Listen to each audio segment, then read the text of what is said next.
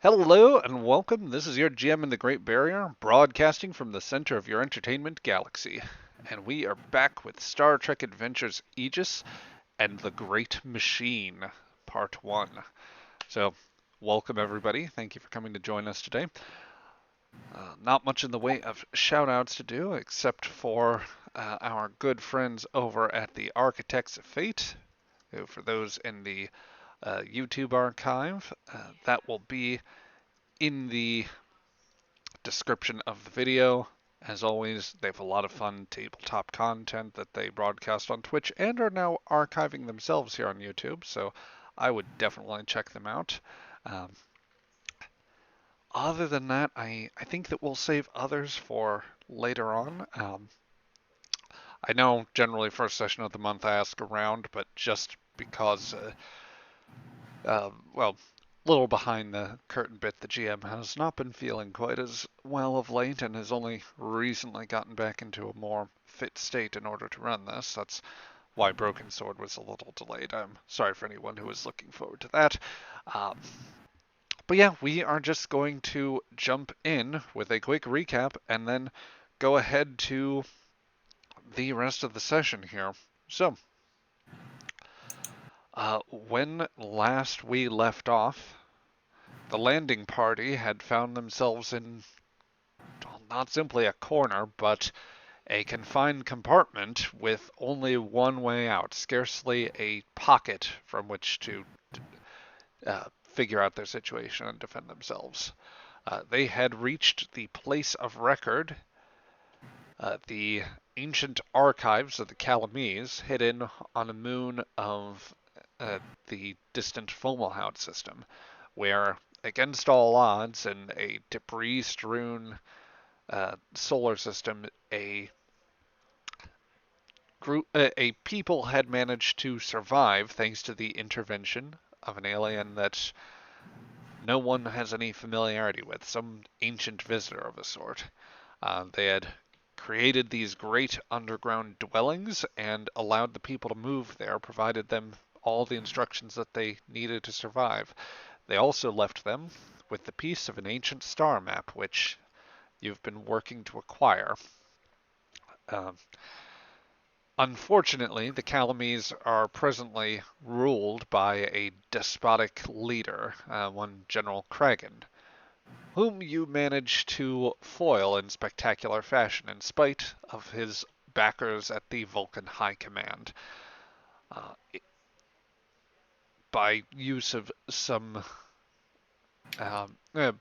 seeds that you have planted, a prisoner that had seen Mr. Soral, your Vulcan guide, and by way of a broadcast that you had planted in their, albeit very primitive, communications network, you managed to sow chaos at exactly the right moments, where as you managed to negotiate with the Vulcan commander to get you out of the place of record and into a broader excavation site, you managed to turn the situation to chaos, with the Vulcans and the Calamese beginning to engage each other. As a result of that, in the chaos, you successfully managed to break away from them, leaving the Vulcans to an uncertain fate and basically stirring sufficient chaos to where it seems as though an uprising was in process as you were leaving.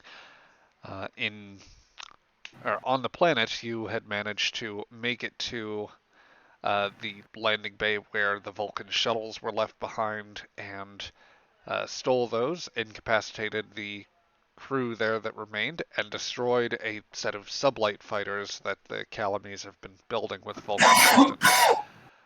Um, after after leaving behind one of the shuttles with the stunned Vulcans that you had, the you reclaimed Mr. Soral's shuttle, split up your teams, and made your way back into orbit where you were hoping to rendezvous with Aegis. However, the situation has become just a tad uncertain and unstable because the last that you knew in the landing party, the Aegis was being escorted away by a Vulcan cruiser, and you have not had any communication with them.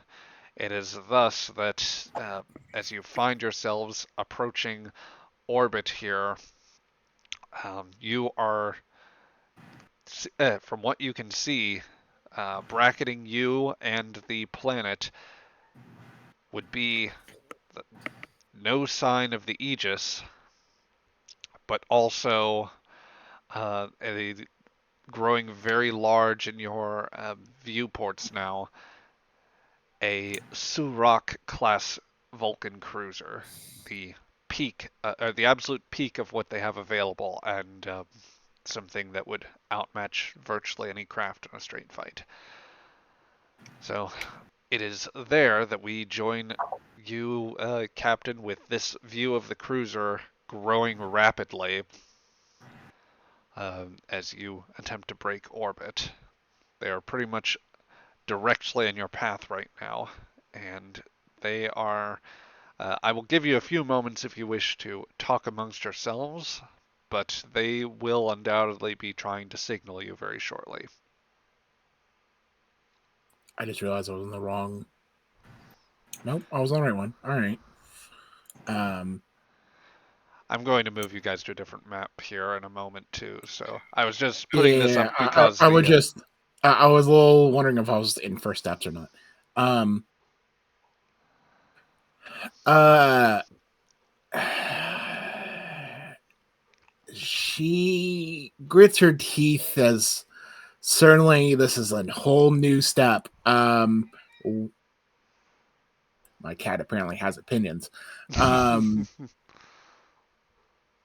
I'm going to try. How far is the rings? The asteroids of the rings, ring field, whatever. I'm going to say from your position, they are effectively at extreme range, so greater than 4 zones from where you are coming out of orbit. You were from where the moon was facing your point of egress from the atmosphere.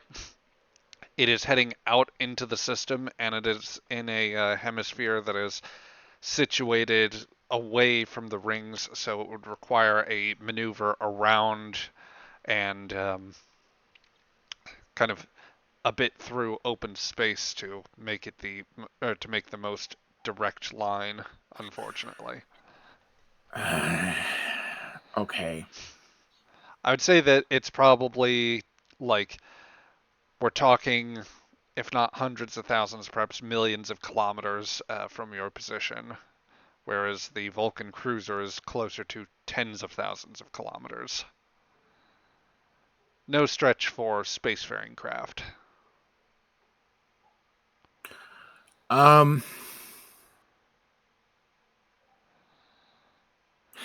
Fuck. All right. I will signal to using my communicator to the other shuttle. Um. I'll communicate. Uh. Start heading to the planetary rings. Um. Saral, if you can, start cracking that communication system. Um. Either trying to get the plans or something. Um, I'm going to give the signal um, to the uh, Vulcan ship and start heading toward it that are like typing to the Vulcan ship. Communications are down. Um, uh, alternate other shuttle is heading to uh, is heading based upon information we have learned. This shuttle is returning back to. shuttle bay.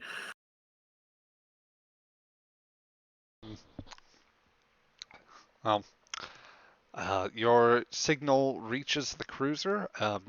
It is not deviating from its current course, which is going to put you in very close. As a matter of fact, that on the current trajectory, you won't necessarily be making a very close pass, but you will pass in what is effectively close range to them. All right. Also, just to set things up here a little bit, it's worth reminding everybody where people are. So, if memory serves, Saral is with the other scientists. He was placed in one of the. Um, he Saral reclaimed is his with shuttle. yeah. Saral is with the other scientists. Saral's with the majority of the rest of the party in Saral's shuttle. Yeah, and then the or I think most of the rest of the senior staff, which are basically um, Drone, the Doctor, and Mora, are all in the shuttle with you now. Panda, I I thought think. it was going to be Kara, or no, Kara's with them. It's going to be it's going to be myself, Drone. Um, I would like more on the other shuttle. Um, Well, we could always have that instead. yeah. Um, yeah. I do. I was thinking that my shuttle was pretty light, so probably like myself, Patel, um, probably the doctor. Fair enough. Fair enough. Oh, would you want to exchange any words between your crew as you close the distance? Or would anyone have particular thoughts right now? But Patel, can you try to send a message or anything? Try to see if there is any of our ship is anywhere close to us. I can give it a shot, Captain. The controls on this thing are a little bit different than the ones that I'm used to. I don't read Vulcan very well, but I'll see what I can do. Okay. And I'm open to ideas, she says. I read Vulcan, but am I on that ship? Or am I No, on the other one? Romanov is presently still on the Aegis, which is. Oh, that's right. That's right. Yes, Yeah, yes, yes. yep, I yep, have yep, yep. Mora on this ship. Sorry. Yeah, quite all I right. know some. I know some Vulcan, but which is probably how I'm piloting this thing. But uh, yeah, Yeah. So let's see. Very, very quickly. Just looking over some of what I've got here. All right. So the Patel, if you want to attempt to make a sensor scan, this would be a reason and science roll. I think that while the display is not optimized to you, you have enough of an idea of how it works. I'm going to rule that. Uh, Tell you what, I can give you one of two options. The first would be I can give you a difficulty 4 roll where you would still be assisted by the shuttle, or I can reduce that. Well, no, I could reduce it to 3 but not give you the assist. Essentially, the increase in difficulty or the absence of the assist reflects that you don't quite have familiarity with Vulcan specifically, though you think you could reasonably infer the use of these sensor systems. Okay. Not having the assist means I can't use technical expertise, but I guess I'll just do a normal roll and I'll spend one of the momentum that we have for an extra die. Yep. you can also use determination if need be. I don't know if I want to pop it so soon in the session. Yeah, up to you. Didn't need it. Easy peasy. Nice. 4 successes. Okay. Patel, as you were running a scan, you notice that in the immediate area, there are signs of course, of the Vulcan cruiser, which is also running sensors quite actively, mostly focused on the rings. There are also signs of unusual static discharges, something that would suggest recent eruptions of plasma. There is also considerable signs of the aftermath of antimatter reactions, and even with your sensor scan, signs of possible debris in the rings. He just lets out an audible oh no.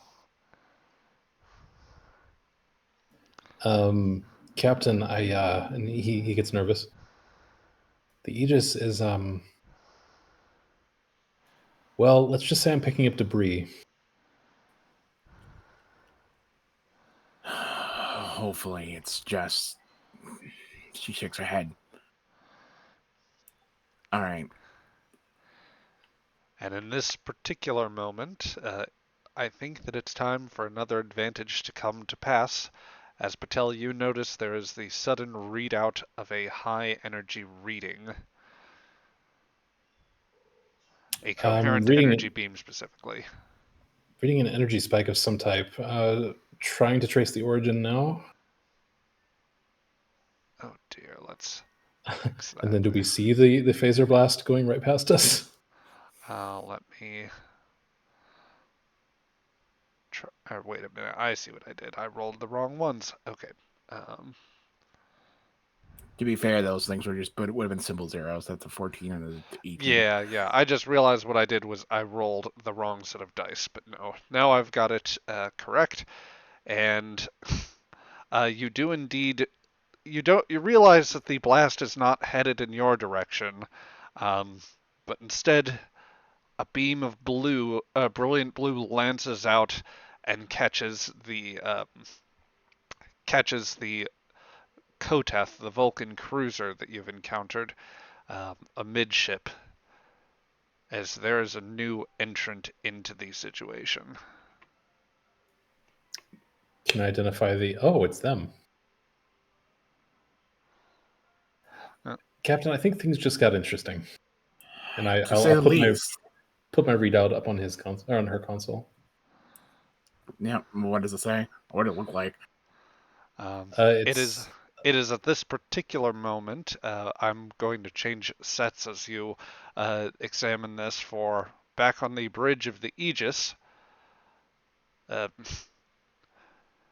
Mr. Conley turns back from his console as he's run a starship identification here. Looks to be an Andorian cruiser, Carlvor class, sir.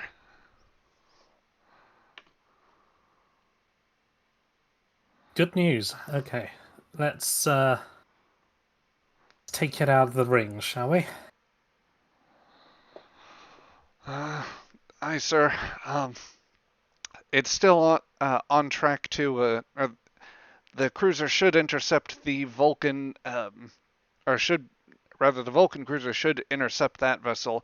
The shuttles are still on course for them. One should be heading toward the rings, like make a deviant course. Yeah, fair enough. We'll get that changed here, but Connolly is going to start nudging the Aegis out from orbit, or rather out from their hiding spot in the rings. And as that happens, first let me make sure that something is visible here. And just checking. Is the one Saral on? Is that his shuttle? Let's see. Crichton, you got this? Trying to distinguish now, sir. And let's see. Oop, that is not the room I wanted to take. That's the wrong room. That is definitely the wrong room. I meant to put us here, but I need to make sure that before it updates for the stream. Sorry guys, it's been a little over a week since I've properly run this, and now it's showing a little bit. I apologize to everyone. So now we have the battle grid out, mostly out. Still missing that outer ring. I don't know why. Let's see here.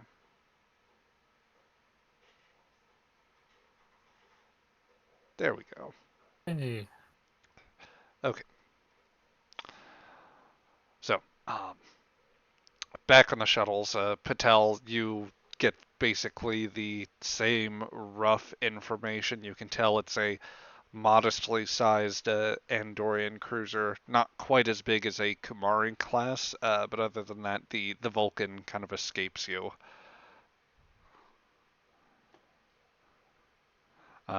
Like about the same size as Aegis, like that sort of modestly size, or I would say it's just a little bit larger.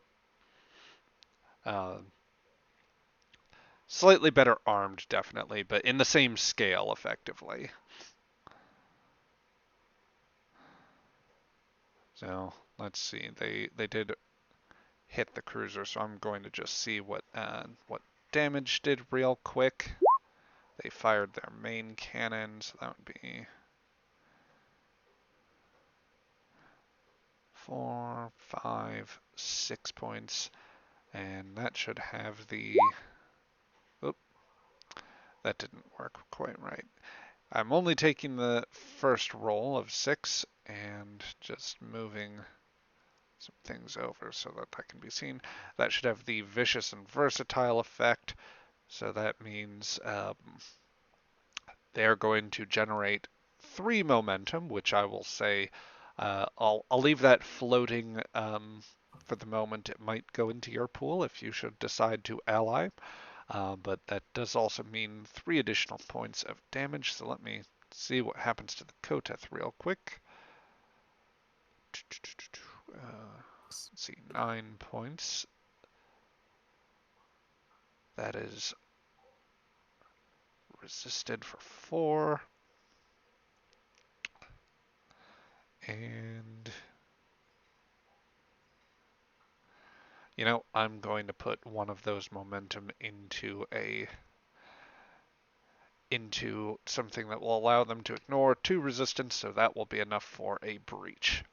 So the main cannon of the cruiser begins lancing out repeatedly and just carving its way through the shields, managing to cause dozens of secondary explosions throughout the main area amidship.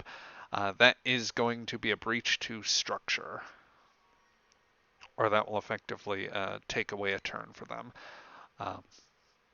So with this little effectively surprise round, and with the establishing that one of these shuttles is beginning to deviate its course and try to make for the rings, Aegis can properly enter the scene if they would so like. Yes, please. All right.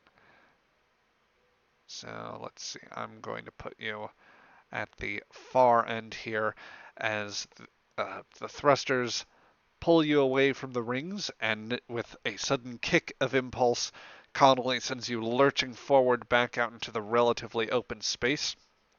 You approach an area between the moon and the gas giant of Fomalhaut B. And this puts you squarely in the this puts you very squarely in the view of everyone else here. So the question is next, how do you wish to proceed here? I think that the first turn will go to our players. We need to recover the shuttles. Yep. But Aegis can't be sure that those shuttles are filled with our crew, so we need to communicate first. Okay. Shall I open hailing frequencies to the shuttles, sir? Yes, and if there's Vulcans on board, then well, other than Soral. Well, if there's Vulcans on board, then yeah, never mind. Hail the shuttles. Okay. Stand by, stand by. Let's see. Don't really need the momentum, so we won't make this a proper task. Good. Well done. Good thinking, Crichton. Of course, sir. Metaspeak I can work to my advantage. Um, this is the Starship Aegis to Vulcan shuttles. Vulcan shuttles. This is the Starship Aegis. Please acknowledge. I will like reach out towards Patel and say, "Let's roll. Pick it up. Let them know. Then Let him tell them." Yep, over the audio line, the first shuttle will, or the shuttle breaking from the cruiser and trying to head towards the rings nearest to where you are. Oh, I forgot Felix isn't here today. Yep, Yeah. I'm sorry. which means I'll be doing my best. Uh, Aegis, good to see you. Glad to see that you're not that bit of wreckage in the rings. Had a busy day. Yes. Yes. What's your status? Oh, well, I'm doing fine. Thank you for asking. What? I What? also have the remainder of the occupants. We're split between the two shuttles. The colonel is presently on course for the cruiser. I'm not sure what they're angling at. Um, Granted, we don't have much choice in the matter, but yes, we're all alive so long as the other Andorians don't shoot us down. If you could do something about that, I'd appreciate it. I don't think they'll take too kindly from me signaling. That'd Can be we? our next call. Yes. Yes, can we come aboard, please? Very well. We'll get into position so you can get into the shuttle bay. Very good. I'm on course now. Only when you can, put us in between us and Soral's shuttle. Between Soral's shuttle and the Vulcan ship. Sure thing, sir. I guess we can make that the first proper task of the turn. So I can, let's see, that'd be to medium, that'd be to close. I can get us there with a burst of impulse power, sir. Do it. All right. So for the first task, Connolly is going to navigate you closer into the gravity well and um, put you as close to Soral's shuttle as can safely be done. So that's, since we're doing an impulse task, I'm going to make this a control and con roll for him. He will have a focus on this, and he will attempt the roll with 2 successes. That should be enough to, I believe it is a difficulty 1 task in order to do that, so he's going to generate you some momentum. If anybody would like to roll for Aegis, then you would gain an additional D20 from that to roll as well. Yeah, I'll roll for Aegis. Okay. What do you want me to roll? This would be engines plus con. Engines plus con.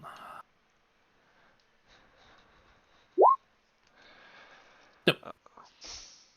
Okay, well, while the ship does not assist, you at least may draw a replacement point of momentum. So Connolly is going to bring Aegis to within 2 zone, or basically set it into the immediate zone right next to them. You are now effectively at medium range relative to the shuttles and also the cruiser. Speaking of, while the cruiser is evaluating the situation, they have I present. would like to maintain the initiative. Okay, you can spend the point of momentum that was incoming along with 1 that you have in order to keep the initiative. And what would you like to do next here? How badly does the dreadnought look? The heavy cruiser dreadnought. It seems like a dreadnought, but That's a from what you've fair. told me. Yeah.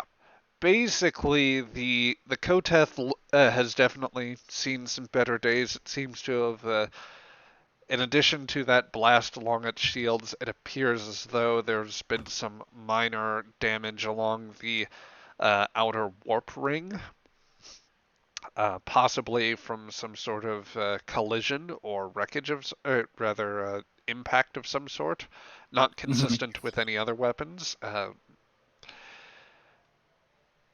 So it seems likely that it has seen some very difficult circumstances in the star system. How much that relates to the Aegis's actions, you don't know, but it is definitely it's definitely still in a state where it could be a very threatening. Okay. You don't want to get on its bad side. Right. And from what I understand of the dreadnought is that it really suffers from knife fighting range, right? It really it more specializes in broadsides and extreme range combat, right? Basically, yeah. You at close range, its weapons are not optimal. It is best situated in a medium to long range engagement, from what you know of it. All right. I'll look at Patel. Patel, do you know Morse code? Surely you got a lot of things in that head of yours. I suppose it could make sense to know Morse code, yeah. I say as a player, not as Patel. Can you? Sure. I mean, I can trigger Walking Encyclopedia for it if you want to make things spicy. Can you send a signal through our communicators via Morse code of transporting the lot of you without or while treating me as a part or treating the shuttle as a part of the without giving us away, rather. Save everybody but me. But you, okay. Yeah, I can't make it a verbose message, but I can say something like beam everybody except Captain. If that works. Yeah. Is that what you're getting at? Okay. Yeah. All right. Yeah, I'll attempt to do that. Okay. Well, if you want to set Walking Encyclopedia in action, which refresh my memory, Patel, I think the talent should be listed there. What does Walking Encyclopedia allow you to do? So that would give me, I can spend 2 momentum to gain an additional focus for the remainder of the session, but it increases my complication range. Okay. Would you like to make things spicy with it? I enjoy spiciness. Very and I think good. that's more than me just saying, "Oh, do I know it? Yes or no." So. Yep. All right, then let's go ahead and do that. And so that'll be 2 momentum from your pool. And then Patel, if you wish to attempt this task, this will be communications here. So I think that would fit science plus, or rather, yeah, I'll allow for science. And that would be control in order to make that work. So control plus science with a focus, but with your complication range elevated to 2 because of the Walking Encyclopedia. Okay. Dang. Nice. Yeah, I think I will allow. Yeah, that would definitely work. So, you managed to transmit, as best as you can remember, a code that um, you think would approximate what the captain is saying. Indeed, simultaneously, or moments afterwards on the bridge, Crichton has his fingers to his earpiece. Lieutenant Shira, I am receiving. Yes? I'm receiving a signal from the shuttle still presently on course for the cruiser. I believe it to be. What's it saying? I believe it to be an old Earth communication system referred to as Morse code. Okay then. Right. They're requesting transport for all but the captain. Okay. Okay. We can try to do that. Let's get the Let's get the transporters on that. Aye, sir. I'll relay info to transporter room.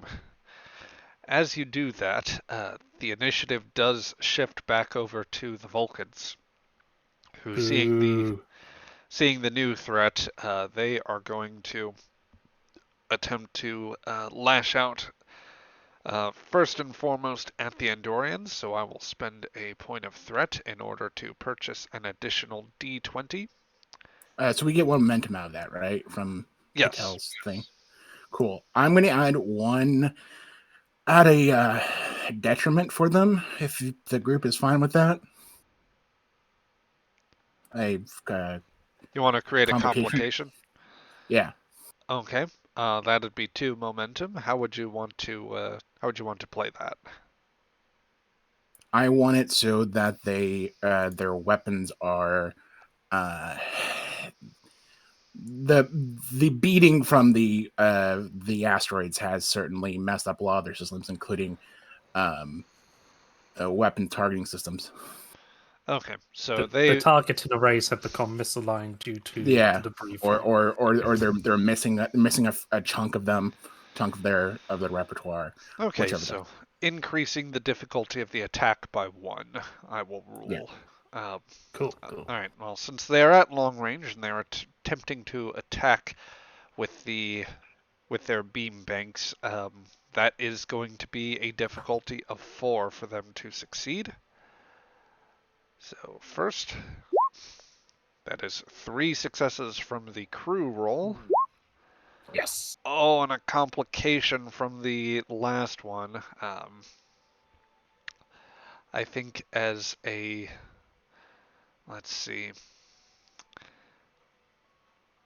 I think that because of the misalignment with the targeting sensors, they are going to try and correct, but it will actually, rather they're going to see that the shot went too wide, and they are going to attempt to overcorrect, which will make their next shot even more difficult.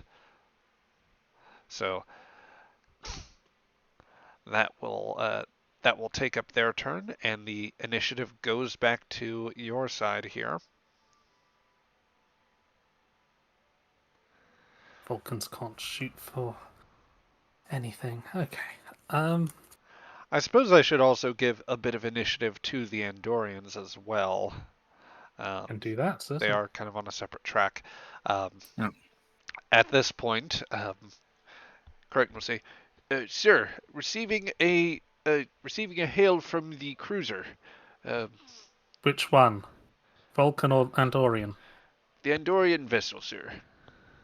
Oh, on screen. I can actually appear in this video. Yep. So, running over from tactical to your central position on the bridge. Let me just move over sets real quick. If Roll20 will be so amenable as to do that.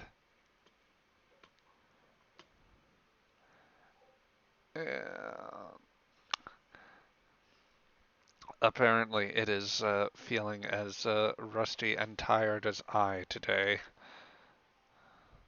So I will apologize for that here for those of you in the live stream. But thankfully this will all go out.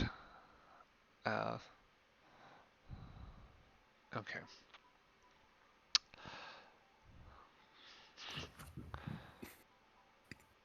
Let's see.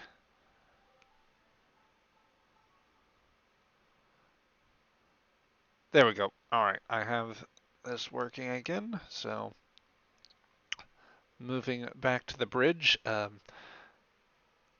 Crichton enables the screen so that you can get a look at or so that you can be in view when the visual comes up. Before you, the visage of a wizened Andorian commander, beginning to bald, although still with a fairly full and well-trimmed beard, one that you have grown to remember fondly many a time, Shira. This is Commander Thorlov of the Imperial Guard ship Apenet, and well, I am in luck today you're here, Lieutenant. Commander, good to see you. Situation? We're trying to recover the shuttles. They're full of our personnel. So please do not shoot them. Our captain is on board one of them, still heading towards the Vulcan ship. I think she has a plan. I've not been informed what it is. Acknowledged. We'll do what we can to keep those Vulcans off your back. Of course, if you're willing to join in with any supporting fire, then I'd appreciate it, but I suppose I'd understand if you're under rules to do otherwise. We'll see if we can do something. Right now, we'll recover the shuttles, and if we can think of something to aid you, that would be... We'll try to do that. That ship is not friendly to us either, but hasn't directly attacked us. It suffered engine damage earlier. Understood. We'll concentrate our fire and try to disrupt their engines further. Right. Yes, sir. Apenet out.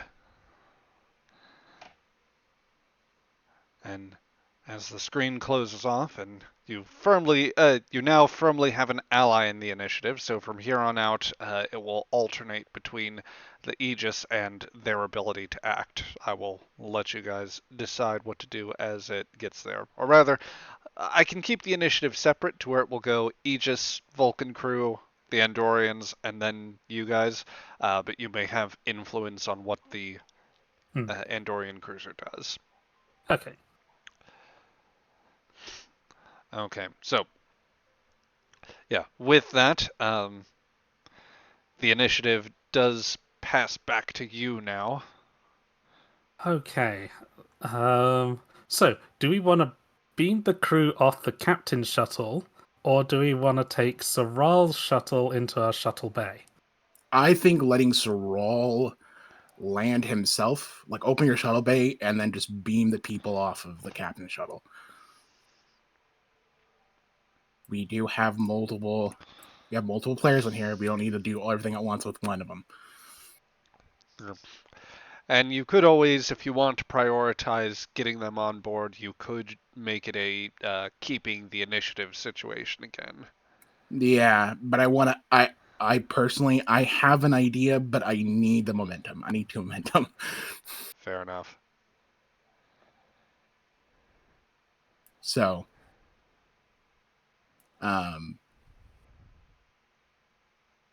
yeah. What would you like to do, Lieutenant? Or should I say acting captain? Yeah, that's How does it feel to be in that chair? very familiar. Very familiar.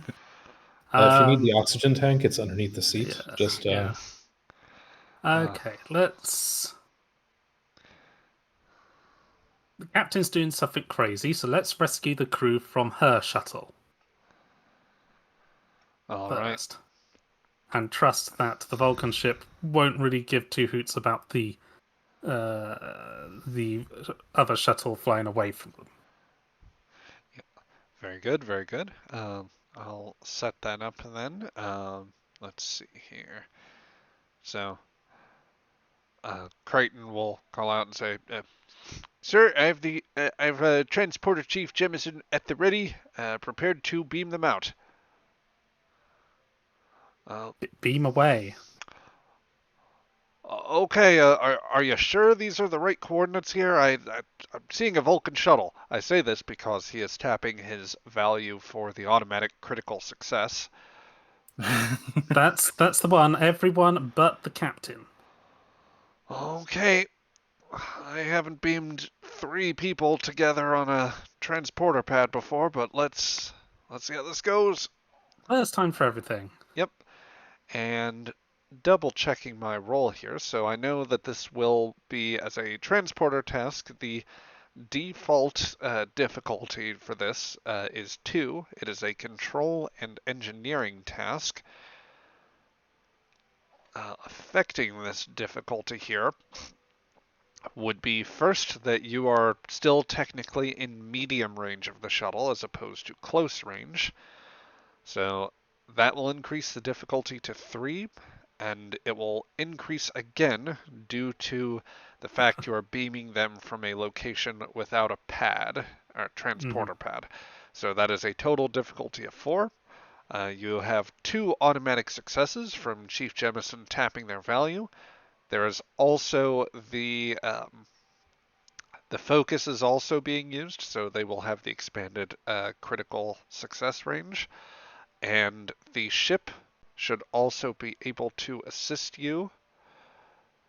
They would be rolling with sensors plus engineering. Okay, I'll roll that. Okay. And so Jemison rolls 2 additional successes, none from the ship, but with the 2 from Jemison and 2 from the automatic critical success, that meets the difficulty of 4. So Patel, Lambeth, and Mora dematerialize around you, Captain, and they disappear from the shuttlecraft, leaving you on your own. Great. Patel, Lambeth, and Patel, Lambeth, and Mora. We'll give you just a moment here while I find the transporter alcove. I know that we have one somewhere around here. Where did I put it?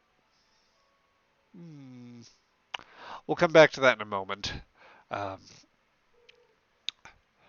But for the moment, Crichton will just say, "Sir, transporter room reports that we have the crew back, or everyone but the captain."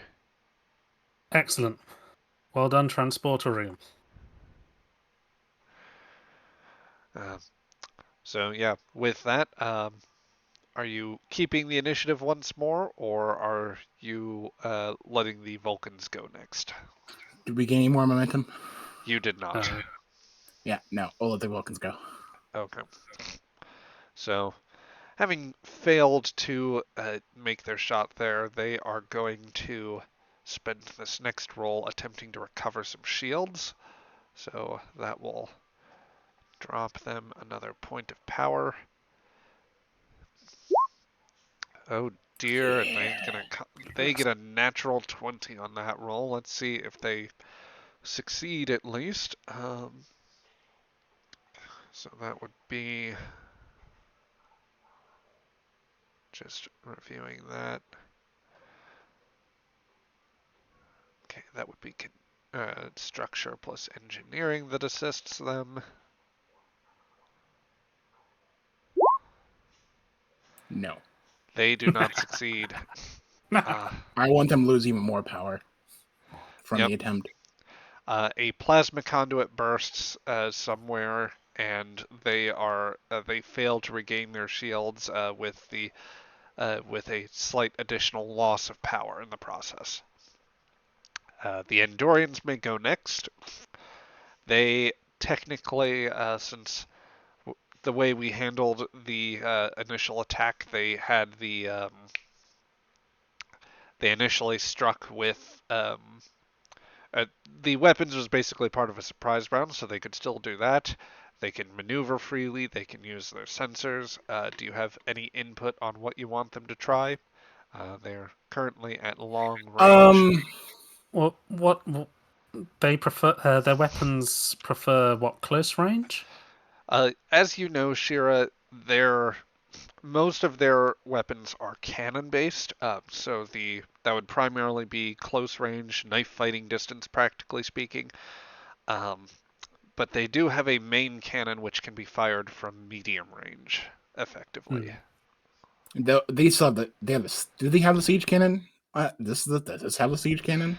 They do not seem to have that. There's no signs of any. There's no signs of any chemosite-laden weaponry on board that ship. All right, thought I'd ask. I mean, maybe they get closer and start just stripping the weapons off the dreadnought.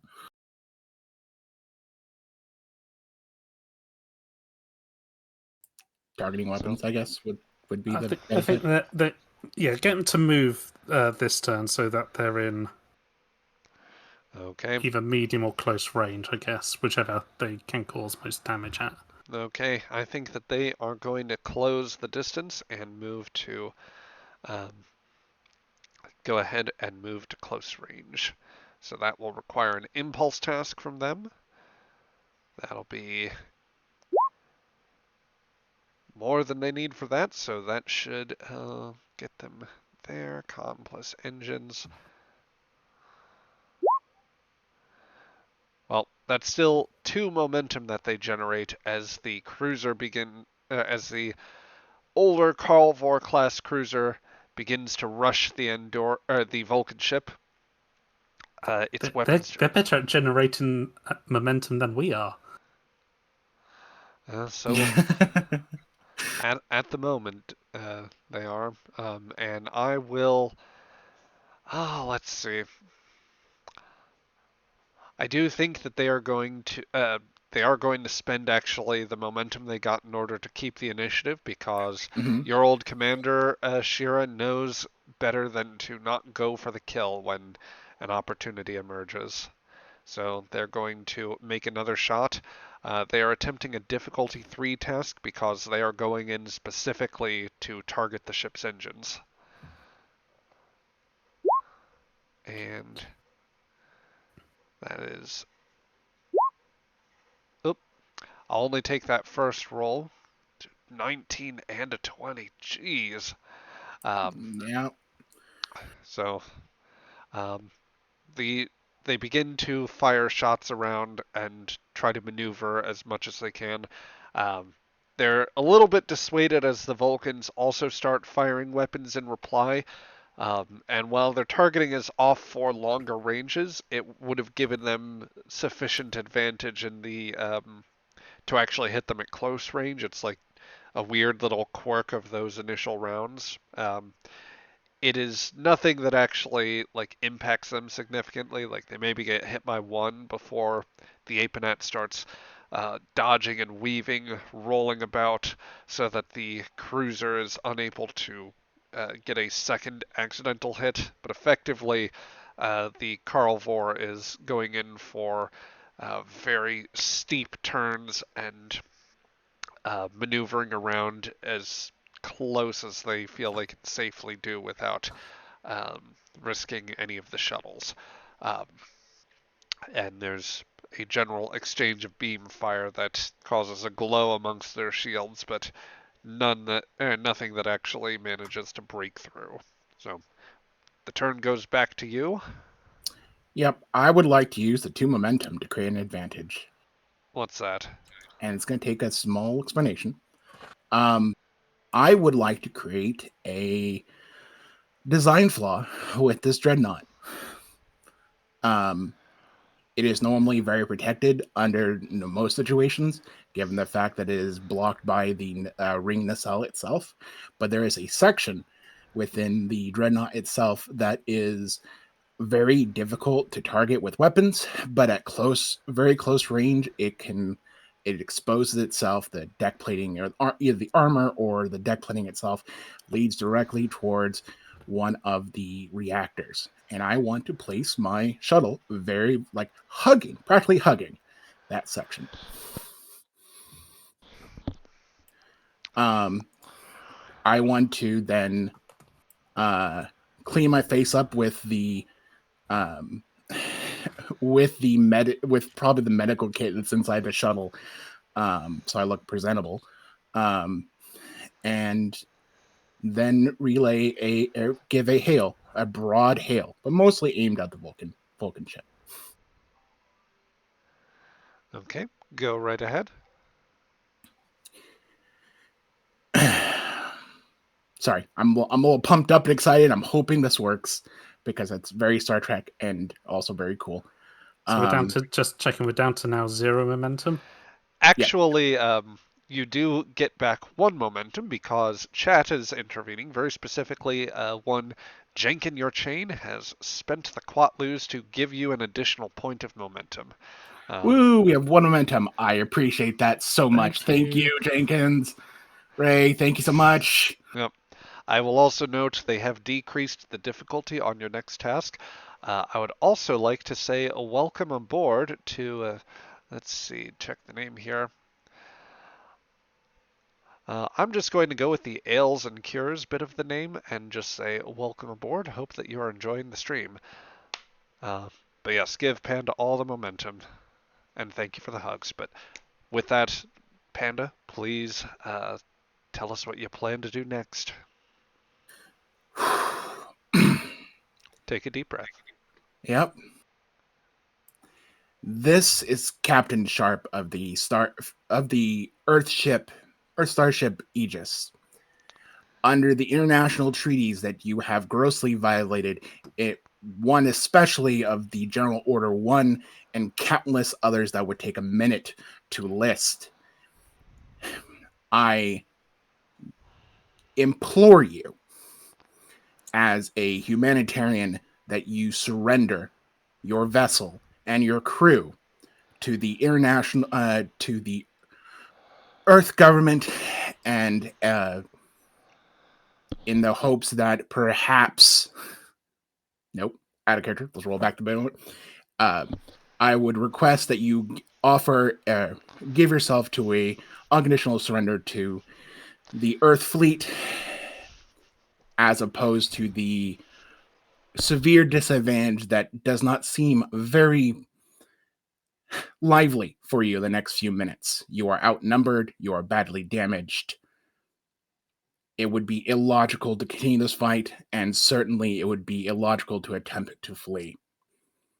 I have my shuttle, your shuttle, to which you have tried to kill me with on multiple occasions, aimed directly at one of your reactors. If you any refusal to this plea, we will continue hostile actions as per given by your actions, and again, gross violations of international treaties to which you have prescribed.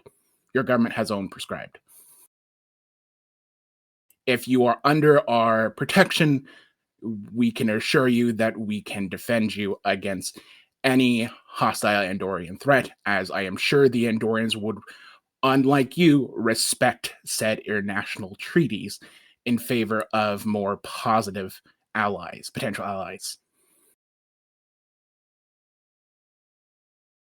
And I power up the shuttle's weapons.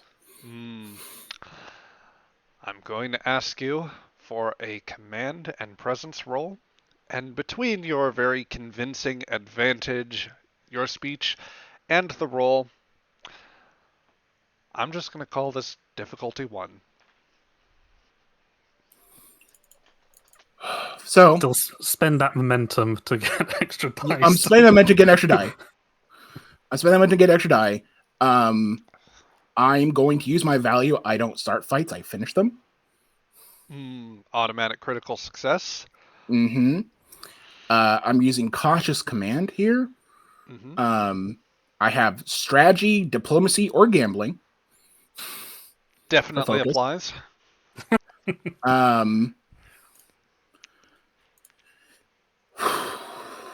Okay. Breathe, because my dice are very temperamental if I get stressed. Yes. Nice. That is 5. Nicely done. So that will exceed the difficulty. That will grant you back 4 points of momentum. So just draw an additional 3. And you take a beat as you have your shuttle's weapons targeted at the underside of this damaged behemoth of a cruiser.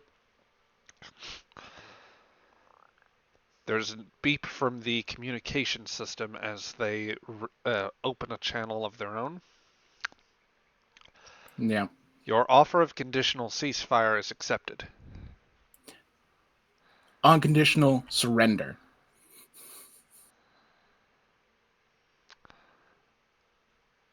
Only to the Earthship. Only to the Earthship and the Earth government itself, to which you will be put under trial to the gross violations of the treaty. At this moment, we have no logical recourse. Proceed. And they will cut I the terminal. signal as a broad hail to the rest of the ships. This is Captain Great. No, different captain. This is Captain Sharp of the starship Aegis. The Vulcan ship has accepted the surrender. I request that the Andorians respect the international treaties and the long positive relationship with Earth to respect the neutrality and surrender given, and cease of hostilities. Though we would be delighted in support in ensuring that such a surrender is respected and any other threats that might arrive to put a damper in such conditions. The Andorians will hold their fire, but their weapon systems remain charged.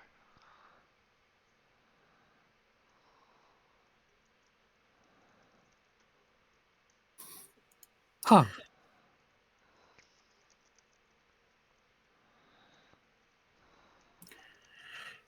Captain, she says, she signals to the Vulcan ship. I would ask that you send your command codes of your computer and any other functions of your ship to the lieutenant that isn't currently on the Aegis, as per regulations.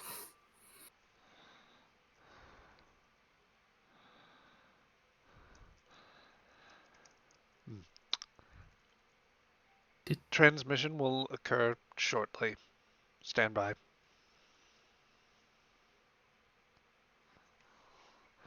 Anyway. Yes, amidst all of this, as Crichton is saying, we're receiving a transmission from the Vulcan ship.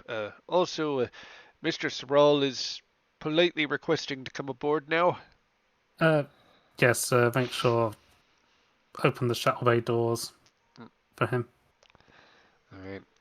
And as this situation is playing out, Sorrel's shuttle will enter the adjacent zone, and it will comfortably enter the shuttle bay of the Aegis.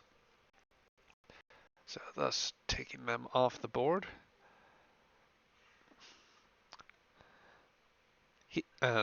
Another signal will come out from the Vulcan ship.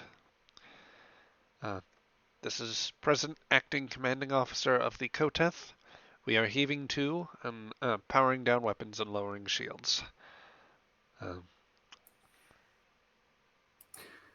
Thank you, Commander. Right.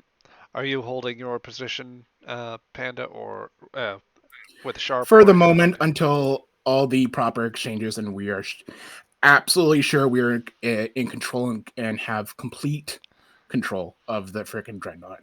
Yep. Going to cut things over from this map for a moment because amidst this whole situation, enough time has elapsed to where back aboard the Aegis. Let me just shift over from the exterior of the Fomalhaut orbit back to the bridge. Let's get us all zoomed in. Oh dear, the commander's supposed to be invisible now. Let me make that. Let me take care of this real quick. Crichton, turn off the view screen. Turn off the. Oh, sorry, sir. There Very you go. Well very distinguished gentleman there, sir. He does have a good beard. Yes, he does.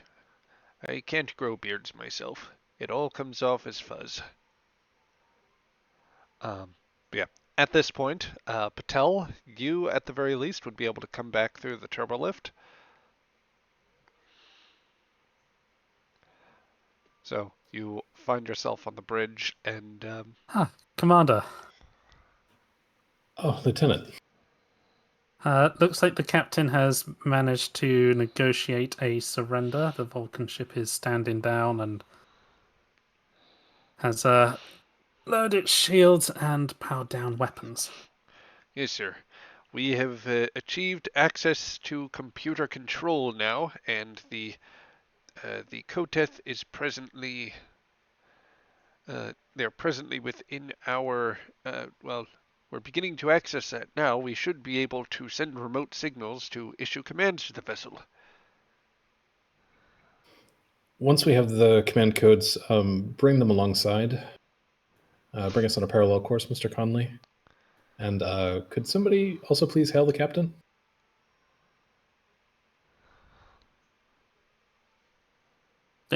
Crichton hailed the captain. Aegis to Captain Sharp. Captain Sharp, please respond.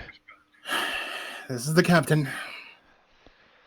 I walk up behind. Are you on the view screen, or are you just like doing it as an audio channel? Correct. I mean, that's up to Zach. I'll say that dealer's choice. The captain could fiddle around and find a view screen so you could get the seated shuttle pod view. I should say that the captain currently has mud-ridden hair, very dusty and scuffed armor from the Calamese junta. She looks tired. So absolutely view screen is what you're saying. Yeah, sure. Yep. High definition. 4K. Lovely. Wow, you can see every speck of mud. Looks like your pores are a little clogged there, Captain. Is there something you wanted, Commander?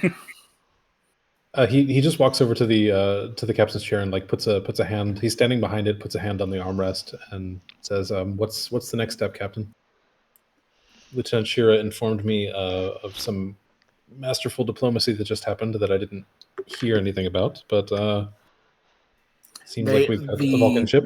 The Vulcan Dreadnought has offered unconditional surrender as per follow the protocols as per the international treaty.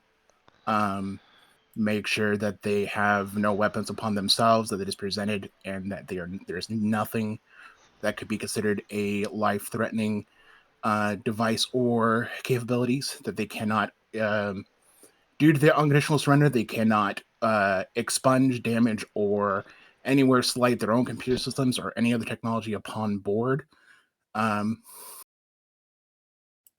It's our prize ship, and they need respected as such. If there's any sort of violation as to that condition, we are allowed to view it in some interpretations as a hostile act, and thus can activate cause a warp breach and thus scuttle the ship with all hands. But we are to bring security on board and give an inspection, make sure everyone is properly secured in the brig or the akin to as such, and we'll tow the ship if need be out of the system and wait for further authorities to Earth government to bring a ship in support of taking the ship to Earth and its crew.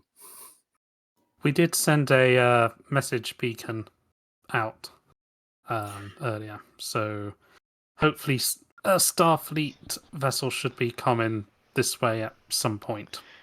Sure. Well, certainly that can be further dealt with and have further communications once we're out of the quagmire the system has.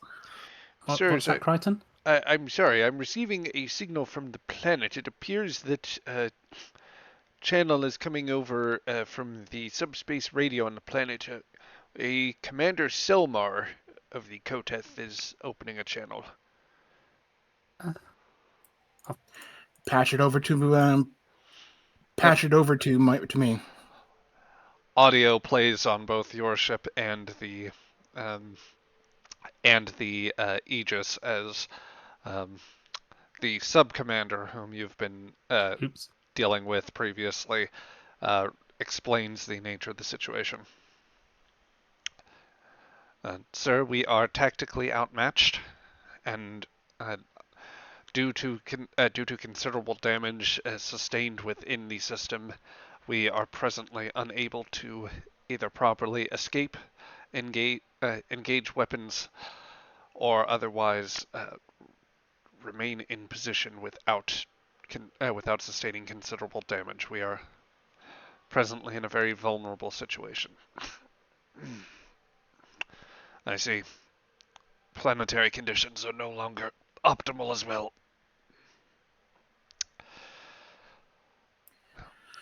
This is Captain. Well, she smiles. This is Captain Sharp of the Starfleet.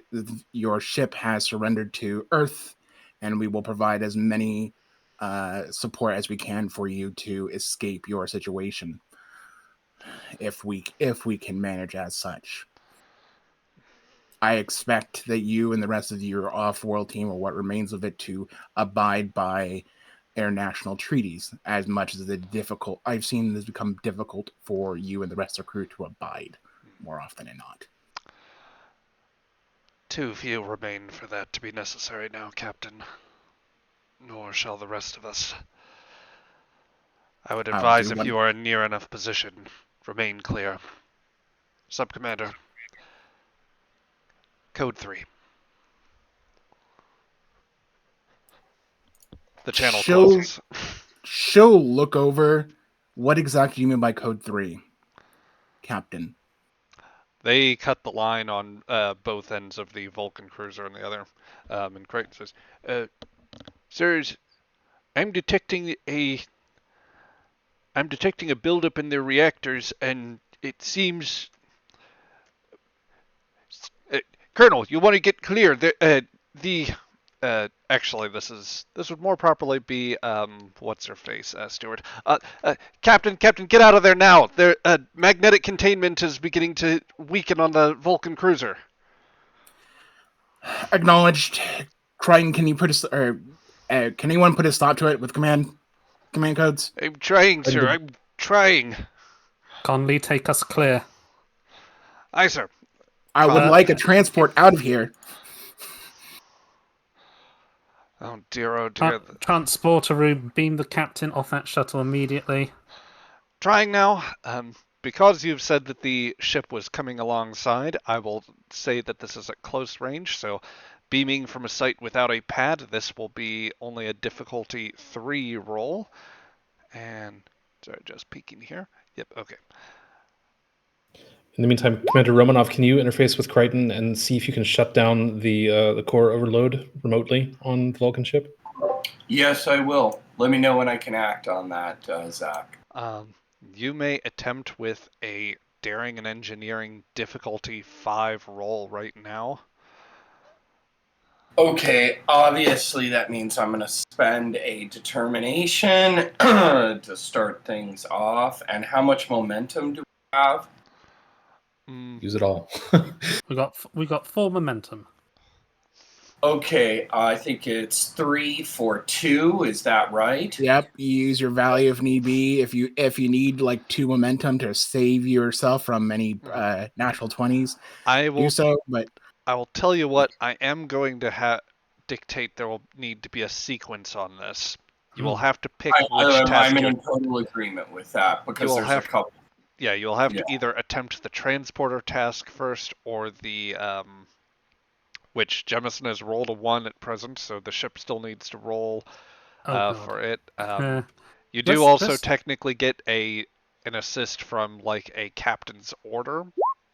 Oh, well done, Aegis. Natural 1. Aegis. All right, and I'll order. I'll use my order to give an assist on.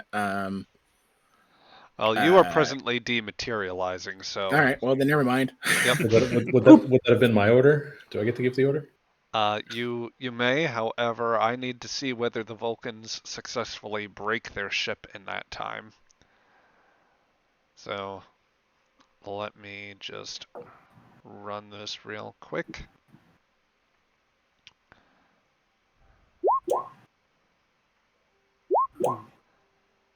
You know, adding in as damage as they are, there is a crackle along the glowing bluish grills of the warp ring as antimatter containment begins to loosen. No sooner than has the captain dematerialized than the one immediately near where she was blows up and catches the shuttle. And as the ship's voluntary antimatter containment loosens, the cruiser goes up in a great light, very narrowly failing to catch the Apinet and the Aegis as both just glance out of range just in time. Okay, so no chance for me to interfere then. Yep. The Vulcans are lost at this point. At dust. They suicide pilled. After saying they surrendered, they suicide pilled. Well, to be fair, Selmar never surrendered. Shira gives a satisfied nod. I probably feel it as I materialize, right? The shake of the ship as the Yep. antimatter goes off. As the bluish like white curtain of the transporter beam, as the particle effect wears away, you see a slight shaking that you don't quite feel yet because you are not fully materialized, but you can tell that something just buffeted the ship from your view. And in the moment that you gain full presence within a corporeal realm, it has already passed. I just move over because I'm just going to be helpful anyways, and I'll say, Bridge, any luck? I'm sorry, sir, we lost them. She just sinks her head with a deep frown. All right. Make alongside the Andorian ship. I'm going to take a shower.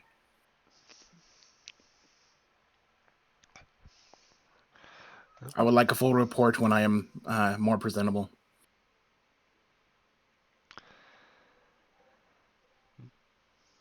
Oh. And with that, I think we should cut a little bit ahead. So some time will elapse here. Let me ask, does anybody want to do anything immediately while we are still near Fomalhaut? I would like to either myself or have Ensign Steward do it. Probably Ensign Steward, since that's how these things go. Scan for the debris to see if there's any remnants of the ship's black box or anything like that. Assuming the Vulcans have something like that. Yeah. I will say in that time that your attempts to find anything that remained from it as being unsuccessful. They were very effective with their self-destruct. Good old Vulcan efficiency. No such luck, sir.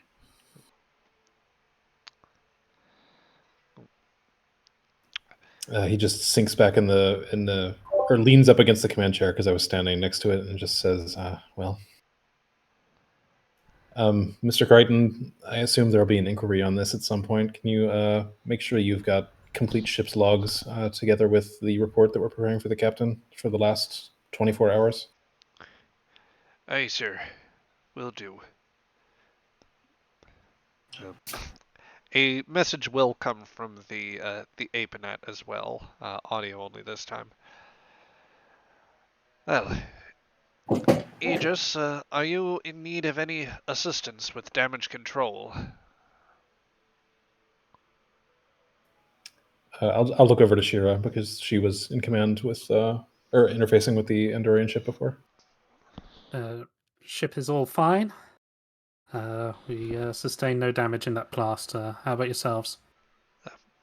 We remain unharmed over here. If you need time to recover, then by all means do so. Otherwise, we are... Well, if you are heading out of the system, we would certainly be willing to escort, come alongside, and perhaps have a little meeting of the minds here. I think that would be to our captain's liking. Well then. She's currently just debriefing from the her away mission. Acknowledged. All right. So Debriefing means a double load of conditioner, shampoo. Just a long cold shower or long hot shower. Fuck that. Long hot shower and just relax for like 5 minutes. Yep. All right. Well, while all of that is going down, let's check in with the rest of the crew. So, um, we will have a little bit of a time skip here, something that will allow the crew to kind of reset for a moment, get out of the Calamese armor, and allow for Dr. Lambeth to properly treat the gunshot wound that Mora received on the Mora got, yeah, she's going right to medical. Yep. Yeah. Yeah. Which, if you want a scene there, Doc, we can definitely plop you down in sick bay for a moment and see to it that your patient is properly treated. I don't mind. I'm fine with that one.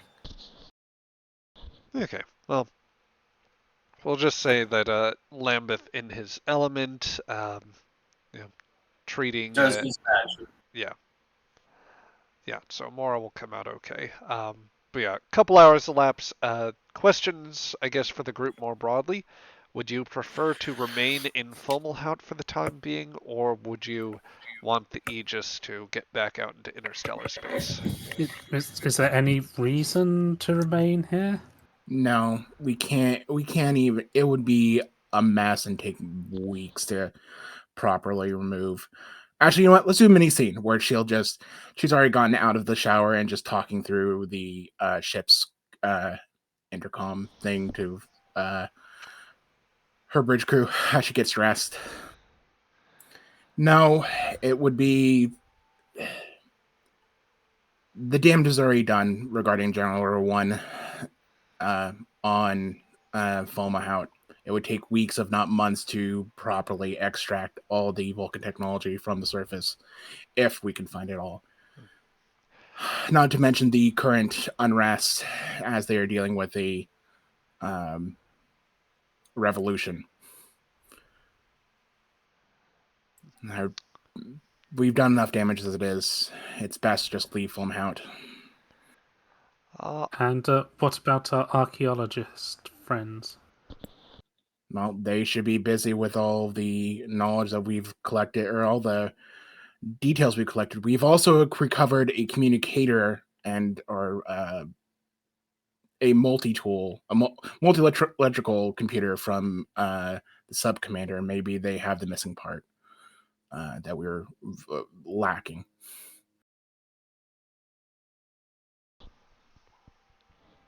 Well, so have Sorrel or some computer expert look through the local database from that computer, that Vulcan computer we've managed I can look through it. I'm a computer expert as well. That's right. Excellent. See to it, Miss Romanov. You got it. Good to have you back. It's good to be back.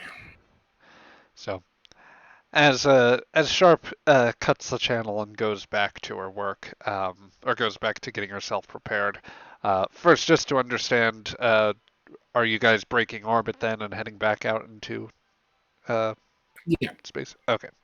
Well then, as the situation closes, Creighton looks a little bit puzzled, and he'll make eye contact with you in particular, Patel. Sir, Sorry, I'm just a little confused on one point. What's that, Mr. Creighton? Join the club. Well, I mean, yes, there's a great deal of many confusing things, but I haven't gotten a recent look at the manual. What is General Order 1? Patel looks confused, and he makes a show of searching his mind. Yep. Puts his hand on his chin, strokes his goatee a little bit. And nothing comes to mind. I don't. It doesn't ring a bell. Creighton if only there were there was some kind of a directive. I don't know. Yeah, Oh well. I'll double check with the Starfleet at a later point. Time and a place, sir. I wouldn't make it your prime priority, Mr. Kirk. Yep. First thing is first, and it's not whatever that is. Do you want me to make a roll on the computers? We'll have that first. I was actually, when you say computers, what did you mean? I guess Because I took the wrist computer thing from the sub commander. Like I wanted to steal the freaking information from the Vulcan. That was Right, freaking so yeah. I'm gonna see if I can access it. That's why I ganked it. Okay. Well, And yeah. I speak fluent Vulcan, so Okay. Well then, yeah. We'll. and I have computers. So yeah, if you want to try and gain any information that might have been stored in the communication device, then I can allow for that. We'll cut a little ahead to where both the Aegis and the Apenet have broken from Fomalhaut and are resuming on a course through interstellar space. No. So, with that, Romanov, I will ask you for a daring plus engineering roll with a difficulty of, let's call this a difficulty of 2. You may be assisted by the ship's engineering and computers. Okay. You guys want me to spend momentum on this? What's the roll Sure, for? yeah. I'm sorry. What was it? 4? Just looking up General Order 1. We have No. We have the Vulcan communicator that I ganked from the sub commander. Okay, got it. I was going to be like, I wouldn't spend momentum on that. Yeah. No, it's okay.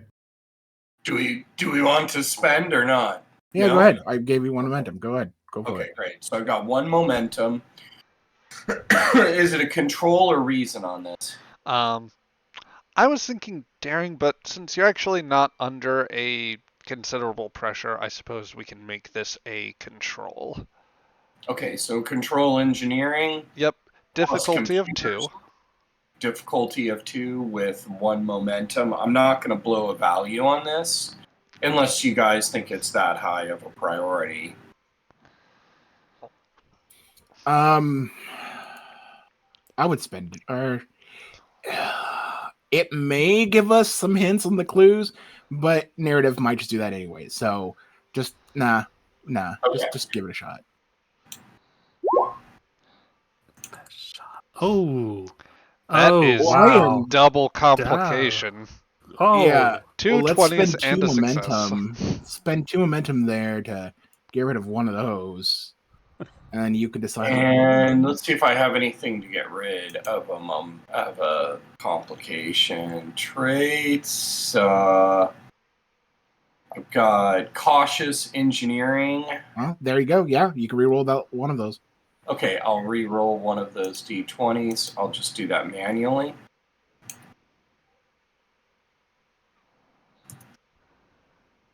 And then we're spending on the other 2.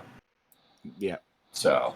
Okay, that 11 would be a success. success. Okay, so with the use of 2 momentum to buy off one of the complications you received, and then with the use of cautious allowing you to purchase the other, you manage to gain 3 successes and avoid any complications. And actually, you know what? I will allow you to have 2 momentum back because the Overland Gamer also intervened, and actually, in addition to a happy Star Trek Day wish, they granted you an additional point of momentum, and they gave you an advantage to remove one of those complications. So nice. you get back So you get 3 4. momentum. Thank you, Overland Gamer. Thank you, Overland Gamer. Yep. Thank you, Overland Gamer. You're awesome. Yep. For those of you that want to see the Overland Gamer and Jenkin Your Chain for that matter in action, feel free to join us this Wednesday at 8 p.m.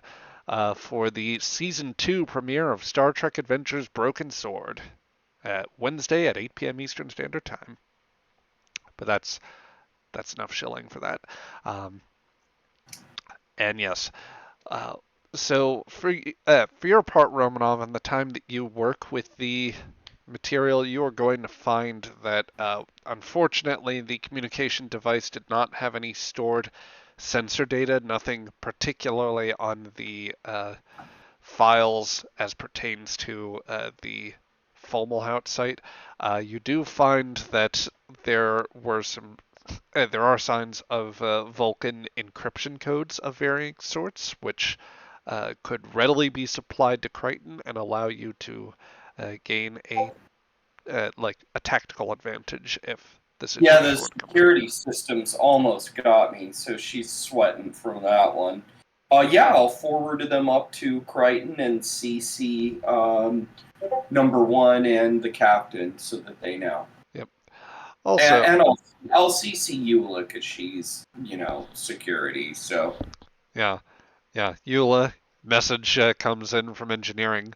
Mhm. RE secret Vulcan communication codes. I spit out whatever drink I was just slurping on. Yep. And I should remind you, because it's been like 3 months. We've had a talk via Shira. Yeah. Also, there's many talks. Yes. Yep. Just to note, part 1 of a new adventure. So I'm going to do the thing I forgot to do at the start of the session. More threat. No, god damn it. No. Oh, right. Yes. Anyway. Start of a new adventure. Given the Yeah. So, does anybody else have other things that they would like to do before we get too far along? Otherwise, I'll just make sure the ship is tuned up. We've been pushing the Aegis, so have repair teams double check stuff, and make sure she's all ship shape. She's again proven herself to be one of the best ships in the fleet. fair enough. Yeah, I put it in chat, but guys, we have a large feather in a cap. Freaking a primitive frigate just defeated a dreadnought, a Vulcan dreadnought at that. We should get like legendary status. This isn't going to be reported anywhere by Starfleet. No, they're no, never going to let this one. It's not going to be reported by Starfleet. It's instead just going to be a very solid feather amongst the Starfleet vessels, as rumor mill and boast. Nobody can really back it up, but they know, right? Right. So, Yes, I suspect when all the official reports come out, that the Andorian ship Apenat managed to destroy the Kotef all by itself. yep. Yep, and the Aegis was just watching it from afar. the Apenet, or rather the dreadnought sacrificed itself rather than surrendering to there's a number of things we're going to be doing because it's definitely going public, some of this shit. Zach, can you remind me again, because I think we haven't talked about like the background meta story going on in the galaxy right now in a while. What is the diplomatic status between Earth and Vulcan again currently? A very good question. So, at present, relations between Earth and Vulcan have grown somewhat icy.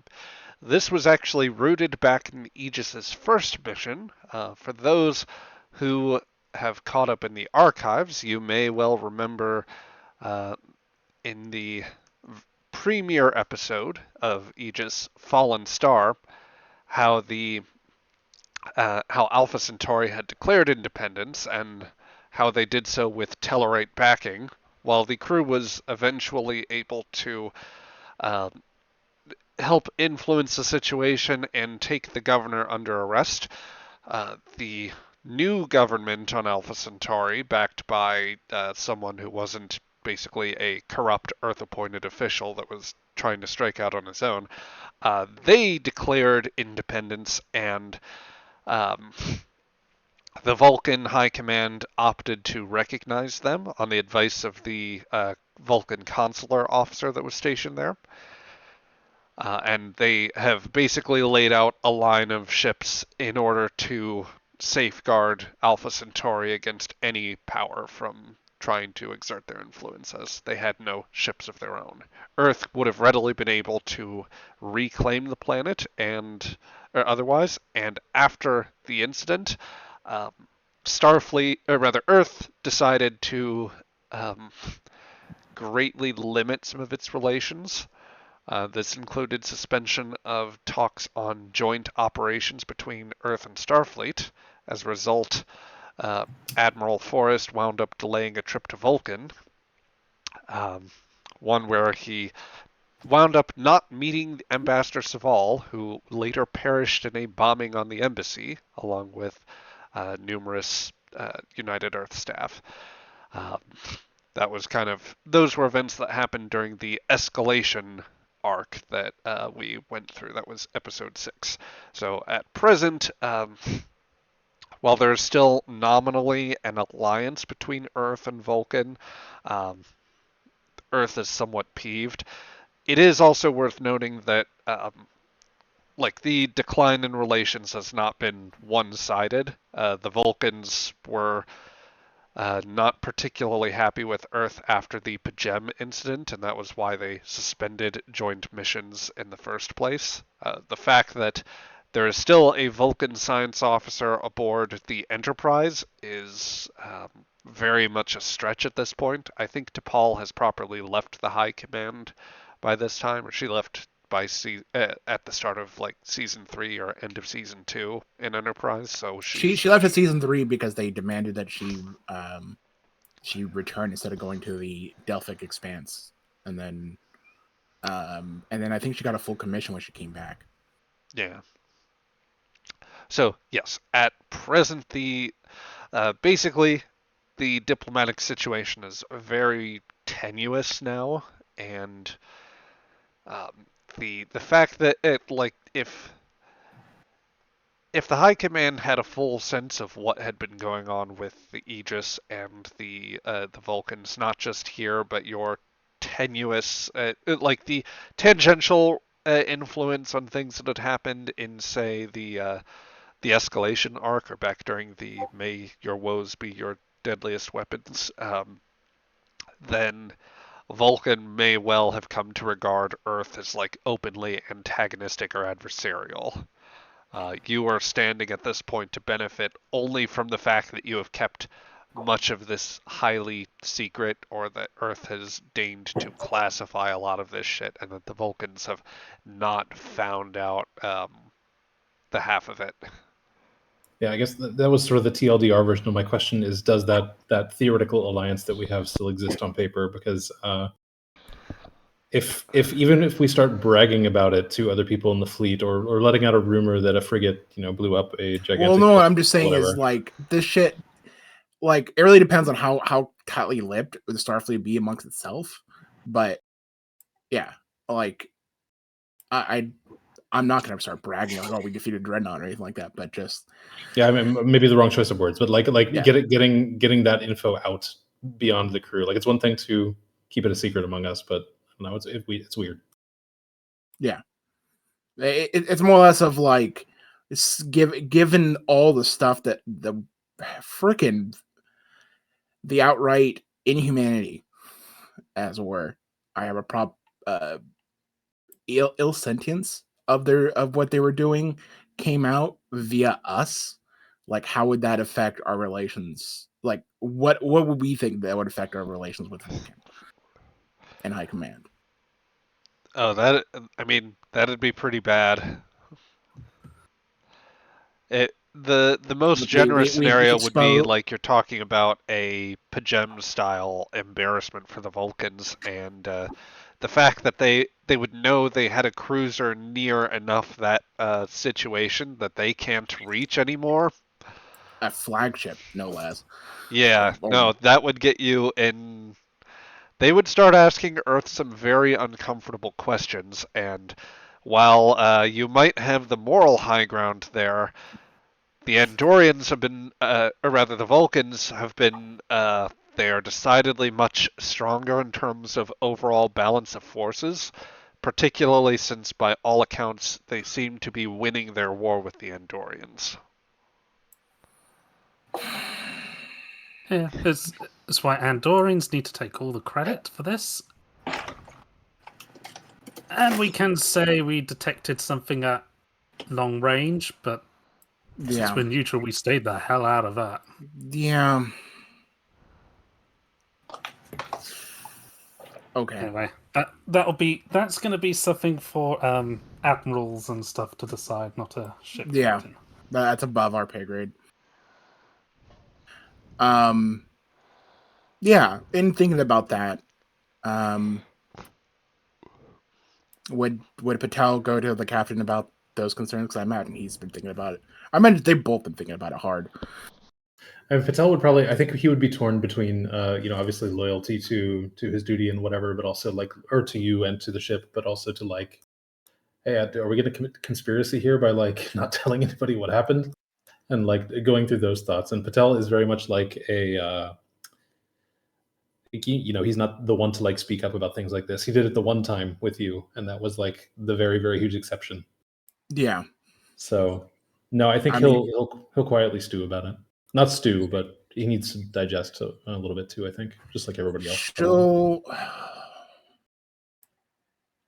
with working on a cigar, she'll just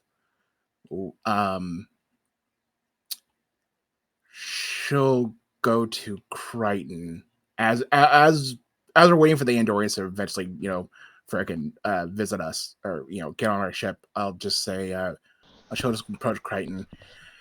Crichton, is the reports already? Yes, sir. I'm putting that together now. Also, I've received a request from Commander Thorlov. They are ready, now that we have some distance from Fomalhaut, they are ready to come aboard at our leisure, sir. They've requested Commander Thorlov and a single aide. It's accepted. Shall- Send the report. I want to keep the report to ourselves for the moment. Could you send that entire package to Starfleet Intelligence, to Section Chief Mitchell, I will. and we'll leave it up to the brass on how to deal with this, how to approach this. Sure thing, sir. When the Andorians come aboard, do you want me to have them directed to the meeting room? Do you want me to Yes, relay please. some of the senior staff there? I mean, As this well. Yes. all feels a bit above my pay grade personally, but I'm sure you have all senior staff and the Andorian entourage meet at the briefing room. Okay. Do you also want the scientists, Mr. Sorrell included? We can have, for the sake of not freaking out the Andorians, we'll have Sorrel with us. That way we can have them understand who Sorrel is, at the very least, or get them used to him. Hey, sir. I'll transition us to the the staff meeting scene, sir. Mm-hmm. Thank you. You did great, Creighton. Just pat him on the shoulder. It's, sir. Can I see the updated staff book at some point, or the updated protocol book? Excuse me? Well, sure. I'm sorry. I was actually going back over my pad, and I haven't been able to find anything about a General Order 1. Right. I mean, she'll just list over the rule regarding international treaties and freaking not messing with. Isn't there one Eve, the kind of implication of don't do this? The Prime Directive does not exist until Not even in international 2174. treaties. The Vulcans have a general they generally infer don't do this, or they have more obscure Okay, protocols. so it's more of an inference rather than something of an amendment or a annotation. Okay. No. Right. Anyway, Yeah. We can worry about this later, sir. You have important people to talk to. I certainly do. This is. So yeah.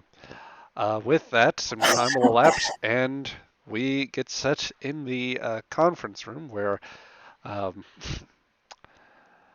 everybody now has a chance to assemble. So Dr. Lambeth, Patel, um, Crichton, and Conley will be there. Shira, you are, of course, there. Shira, you may well actually be. I don't know if you'd want to escort them from the shuttle bay or if you would prefer to just have meet them there. I'll happily escort him. Yeah. Okay. Well, let's see. For our purposes here, I'll give you an opportunity to speak with them in the. Let's put them in the airlock for a moment. So let me just make most of the people invisible here. Sorry, just shifting around some tokens.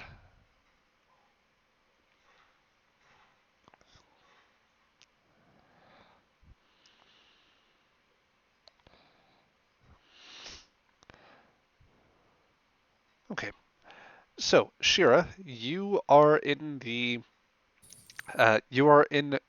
airlock on the port side when, as the rest of the senior staff assembles, you are awaiting at the door. The Apenet has docked with your vessel, and the airlock is just getting a final lock on. A few moments elapse, and as the door opens, you see two Andorians step aboard. The first would be the old respected commander, Commander Thorlov. He has a little bit of a limp that you don't remember him with the last time that you were there. And he is followed by an officer that you don't recognize, a thin-faced Andorian gentleman who very much stands in contrast to the commander's majestic beard, seems frankly incapable of growing any sort of facial hair, sans the eyebrows, of course, and has his hair worn sort of very high. He's gazing around warily. Actually, that's a good question. Have you returned to your Starfleet uniform, or did you still have the Andorian one on? I think I'll You have the are Andorian exiled. one on for this. Wow, bold, bold. So you come aboard, and while the lieutenant that is beside him eyes you slightly wearily, the use of the uniform does seem to diffuse a bit of tension. Lieutenant Shira, it's good to see Welcome you aboard, again. sir. Yes, it's very good to see you too. Showed up in just the right time. I think we'll all agree that all of our timing is quite impeccable here. I presume your captain is set to meet us at an appropriate meeting room of sorts? Yes, I'll be escorting you there. Very well. Lead the way, Lieutenant. Come this way. Yep. He tries to match his pace to you as much as possible, the lieutenant behind him, still maintaining a step behind, arms clasped behind his back. Both have come aboard unarmed, I should note. Let's see. You haven't met my new security officer. This would be Lieutenant Nulsan. Attendant, good to meet you. The pleasure is all mine, Lieutenant, he says, not betraying a hint of pleasure or warmth to your greeting. As icy as the glaciers. Good. I have to excuse his temperament there. He'll come alongside a little closer. It's one of the few officers I was able to rescue in one of our recent skirmishes. We came across a site of a recent battle.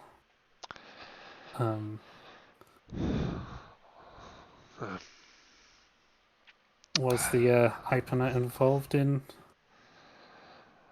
We tried. She'll give the details of of what they had found.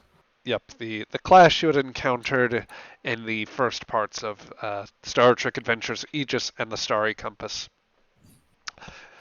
We pushed our engines as hard as we could in order to get range, but the battle was already going very poorly by then. Unfortunately, we received a signal suggesting that was already likely to be lost, so we simply orders were transmitted advising that we maintain our distance. We took a dreadful risk to do even that.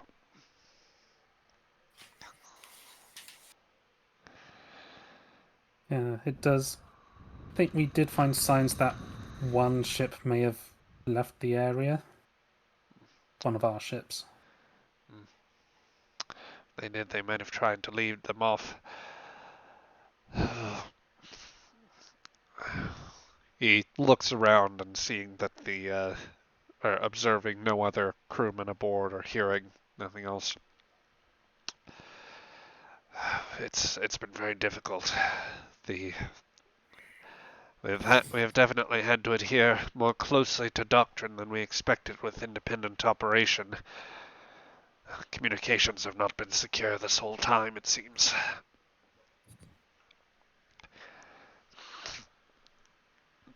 The handful of times our battle groups tried to coordinate, the Vulcans were a step ahead of us. We're fairly confident they've broken encryption. Damn them. Yes. Tell me, what do you make of this ship, its crew, and I suppose more broadly, Earth's posture in all of this? The Aegis is she's out of date compared to Andorian ships, but is useful enough for Earth's purposes. The crew are very capable. I think it's really only the equipment that holds them back. As for Earth, I think they are quite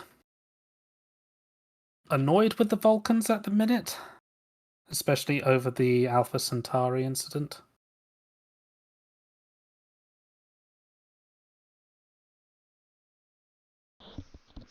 But I think they're reticent about joining any conflict.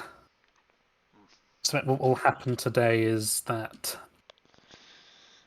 Earth will deny any knowledge of being involved in any destruction of of that Vulcan cruiser.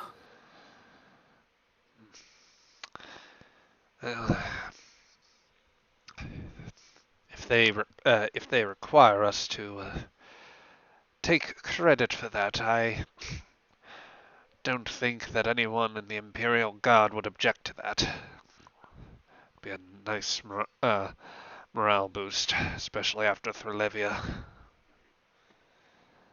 Yes. Got to take our victories where we can have them. Yes, and as you walk along and make mention of the fortress world that was believed fallen at this point, probably sometime in the past week, if not a little longer, you make your way into the conference room where you enter in. Seated already are Commander Patel, Dr. Lambeth, Commander Romanov, Ensigns Connolly and Creighton, and standing near Patel against the bulkhead, as there were not sufficient seats, would be one Mr. Saral. I would have brought my finest bottle of Andorian ale, with enough glasses for everybody. If anybody wants to already have a drink on ready or half drunk, feel free. Yeah, that's a good question. If I recall correctly, Patel is a bit of a teetotaler. Would that be an accurate assessment? He would not be partaking? I think he would have a convenient bottle of similarly colored blue liquid that he would drink. Fair enough. The Kefarian apple juice, let's call it. Ooh, The very old nice. Earth drink of Gatorade. Yeah. In a fancy glass and maybe even carbonated if you want to make it extra spicy. Yep. Oh my. Oh, gotta slow down there. Think of the calories. The food processor was out of Baja Blast, unfortunately. Yep. Let's go down the rest of the list. Doctor, would you be partaking of the Andorian ale? Ben. Ben. Do we lose Ben? Muted. Sorry. All right. All good. He will not be. Yes, probably not partaking of the Andorian ale. Fair enough. There, Drink it. you can go with the Gatorade if you prefer. Well, actually, I think he'll probably try a little bit. Like Yep. he's not going to have he's much, shared but some he'll with like have a he's- small glass. You he'll have tried shared before. some with Shira before. Yeah. Oh yeah, I think it was actually at the end of the woes or your may your woes be your deadliest weapons. Everybody had a drink down in the mess hall, or like all Yeah. Yes. the it lower was. rank officers. Yeah. That fun moment before everything went to hell. Hey. Yeah. Um, but yeah, maybe Danny remembers the last time and he got a little too hammered from that. What about you, Romanov?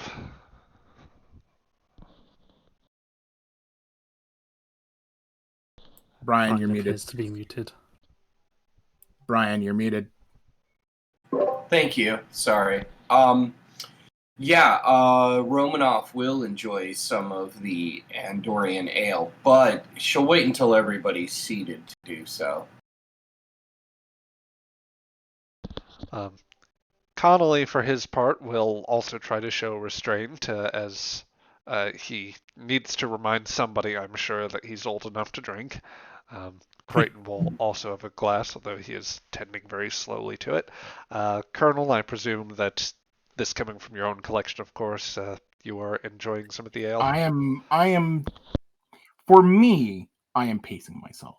So Shots. I'm nursing the initial glass, waiting, taking small sips at a time. Fair enough. Not wanting to exacerbate the situation, I think Saral will abstain. There will be glasses at the other end, 2 empty for the. Unless you'd like them pre-poured, then I'll just say the bottle and 2 empty ones are left at the other end. Yeah, no, it's 2 empty. 2 empty. Yeah, the 1 gesture. poured Gesture for thing. Shira. Yep.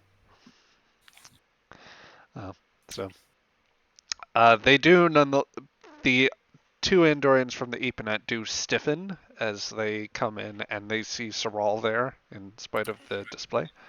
He is not of the High Command, and he is part of my crew.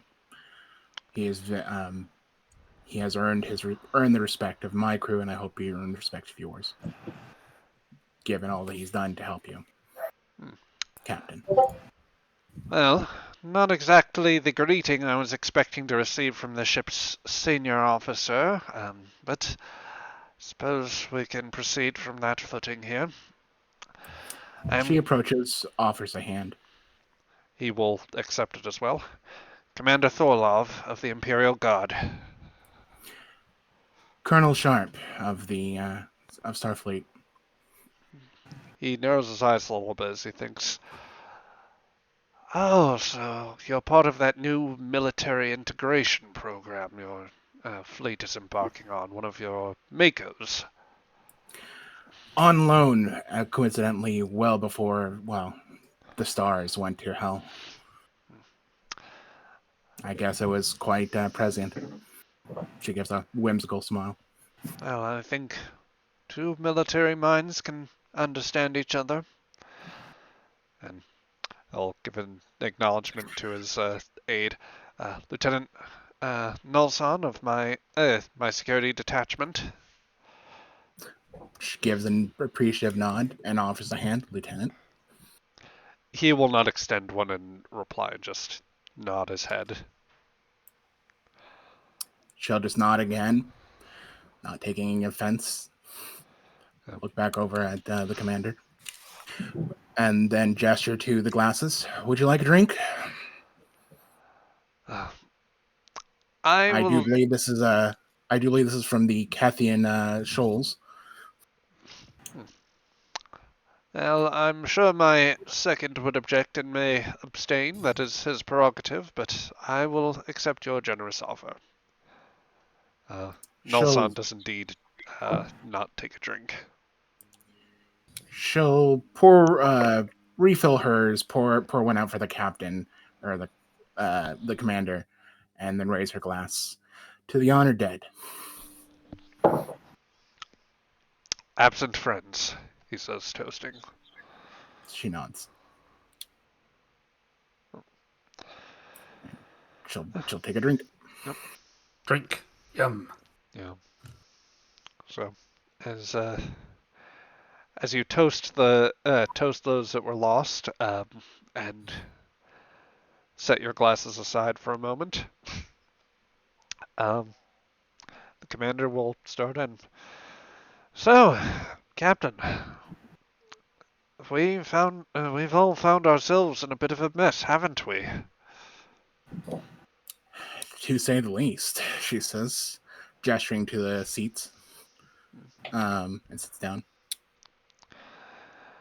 Well, I would be terribly curious as to exactly how an Earth ship like yours fits in all of this, and what put you on the receiving end of a Vulcan cruiser's attention, if not antimatter warheads.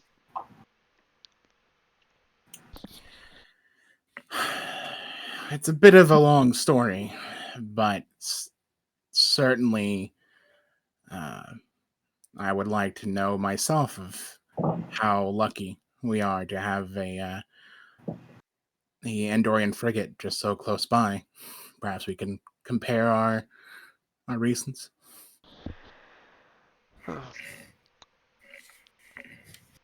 I could be forthcoming, however, I would very much prefer that any security risks are tended to first. I understand your position on your crewmen. She just nods and says, Sarang, if you can give a moment. It's okay. I know when I am not wanted, and sometimes I even heed it. She just gives a small smile at that. And with that, your Vulcan guide will exit the ready room. Or the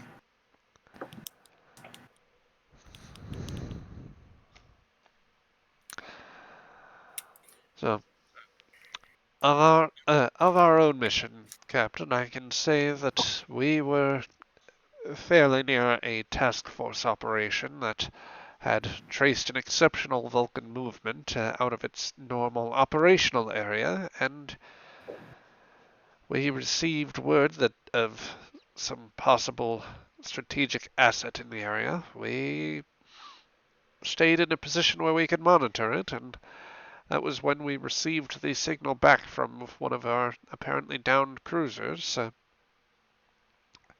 signal, thankfully, that was met by one of the most competent tactical officers I've had the fortune of having on my ship. Indeed, the service is lucky to have had her when we did, and could sorely use her back. But that's just my opinion, anyway. Just gives a small, broadening smile and looking over. Her eyes flick over to Shira. Well, you might have a bit of a fight on that, she says, taking a slight, another take of her drink. Indeed. Then the question still remains, and I suppose you may relay some of this by, if I may embrace the forms of meta-speak, you can give me the TLDR version, or just say that you recount most of it. The audience at home might appreciate a very brief description of some sort.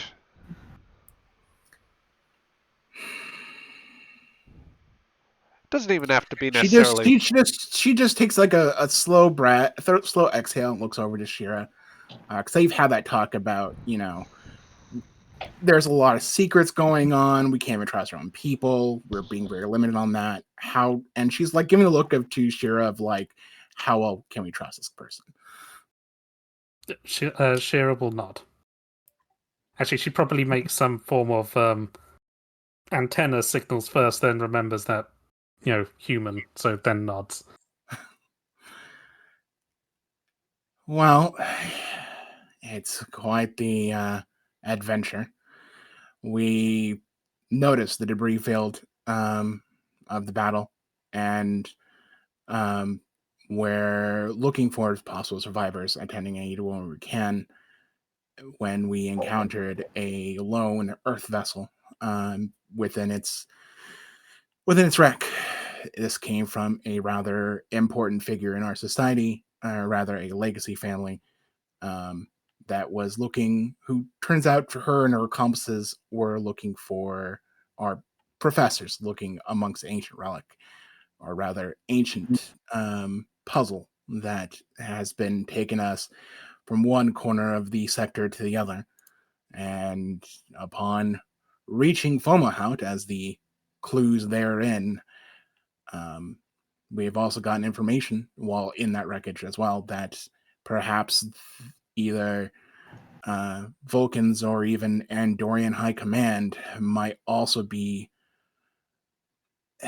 looking in their own discretions, despite anyone else's knowledge. To which, when we reached Fomahout, we discovered the Vulcans conducting quite the contrary operation, supporting a local tyranny of a lesser technological society in order to get access to one of those ancient sites, possibly looking for archaeotech or any other knowledge or further clues to the puzzle, to which we didn't realize the ship's presence, or rather how close they were, until myself and the away team looking for said location was already down and out of communication range. Since then, we have made our way. We recorded everything we can about the operation on Fomahout, and we're making our way back to the ship when you came to our support, which again, I thank you, Commander.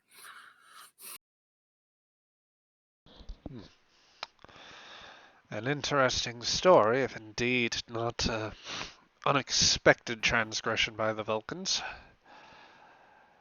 But tell me, what have you learned what they are looking for with this ancient relic piece? What could they be trying to do with it? I'm not sure, but they're willing to sell their soul for it, especially with the flagship, no less. As much as there are obvious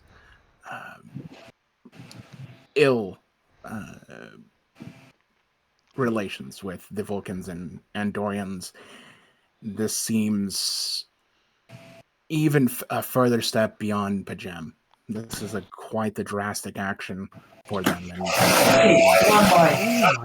oh, Brian, Oh, dear. Brian. Yeah.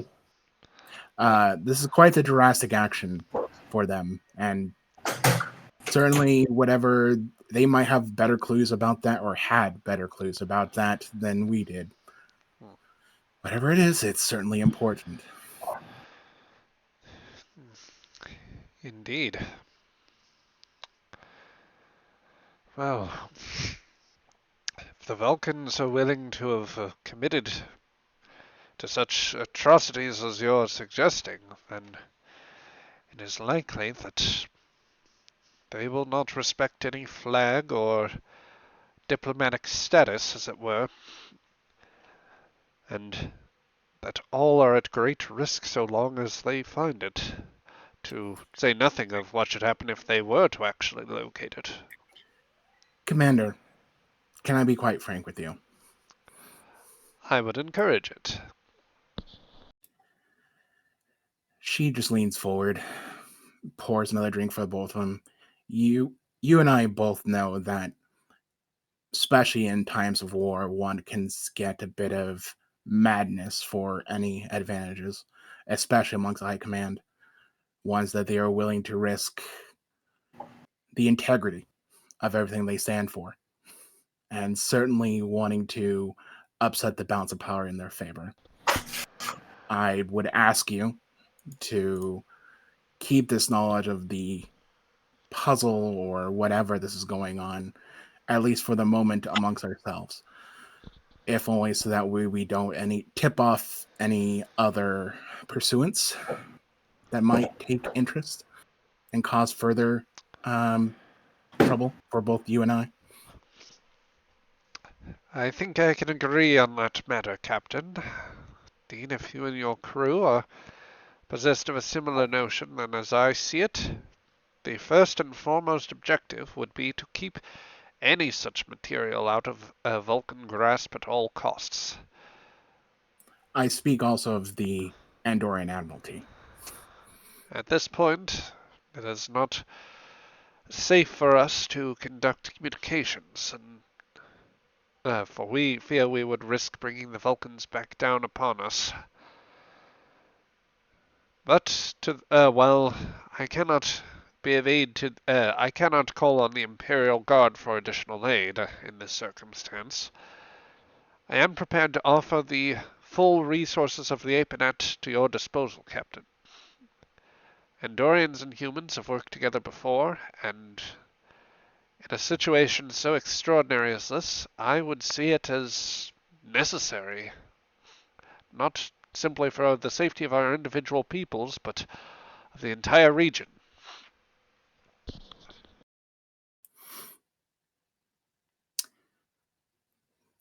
Certainly, such a gesture is appreciated, and at least for the two of us, I can't think of a better ally at the current moment. She smiles.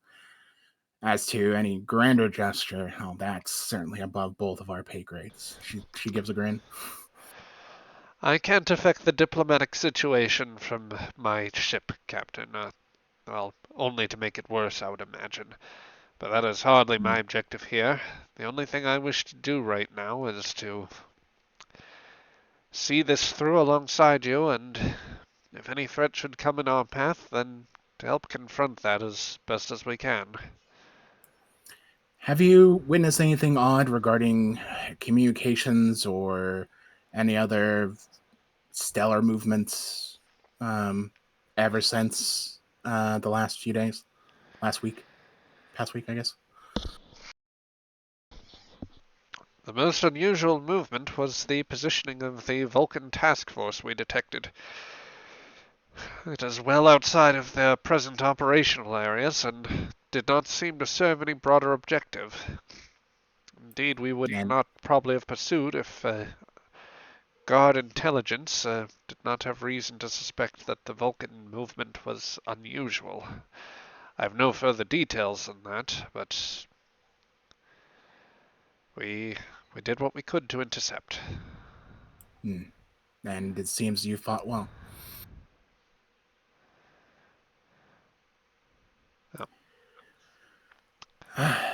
Well, I am waiting upon a message from my superiors on how best to approach the more broader political situation. Um, Certainly, I do not think they would mind if perhaps you would be given the honors of the Dreadnought's defeat upon the Apenet. At such a time we should take that public, then we will spare you any knowledge of any mention of involvement, and we can work with the records appropriately. That being said, I think that we are all better positioned if the knowledge of all of our involvement in that system were to go unmentioned for now. We have She a very nods. narrow advantage right now, Captain, in that the Vulcans may not know what has transpired, and that they won't immediately come to investigate. I'll certainly send that message along as well to my superiors. We respect and admire our friends amongst the Andorians. He will take the commander will take another drink of his ale, I'd say. So, as pertains to this relic that everyone appears to be so obsessed with, do you have what you need to proceed to the next site? Do you have any information as far as how to proceed? And if so, could you explain your plans from here? Can I insight the captain and lieutenant while we're talking? Both the conversation regarding the relic and everything else. Yep. Because just Anyone that wants to try. everything's about conspiracies these days. I might as well keep my up and up about it. Yep. Anyone who wants to try to incite Commander Thorlov may do so. So let's see. Insight and command, diplomacy, or gambling. Diplomacy would apply. I'm gonna spend a focus, get cautious, or spend a momentum rather to get cautious, and then All right. ooh, that's good. Let's see nice. how. Let's see. Commander Thorlov will also has a diplomacy focus. Okay. So yeah, you gain 2 successes, which will mean 2 points of momentum over him. Thorlov seems quite intent in this conversation. He seems to be very earnest and open about the idea of assisting you in this matter, and also is like he does have an air of curiosity about him in this situation. In another day where the stakes did not feel nearly as fraught, you would see this as being like a friendly conversation among captains about the mysteries of the universe or something of the sort. There's no hint of madness or wanting it, wanting my precious, as it were. How Oh, much of a boon this would be. I mean, Thorlov doesn't have all of the context here, and there's definitely like a weariness about him. I'd say the thing that he is most the area where if there were one point that he has made that he is like most sincere and most earnest about, it Mm-hmm. is stating that he does not want the Vulcans to reach their objective and gain control over whatever this is, if it is indeed something that could upset the balance of power decidedly in their favor. You would recognize too, like there is a war weariness. This is a man who has probably seen entirely too many members of the crew Yeah, that's of his very crew true. go. Yeah. Yeah. She will signal, or she'll just get up and signal captain to the bridge. Could you bring in the professors up into the meeting room?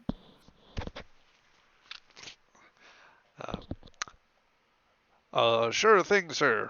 One of the NPCs mentions from the bridge, Yeah. and within a few minutes, the 3 scientists step in, one after the other.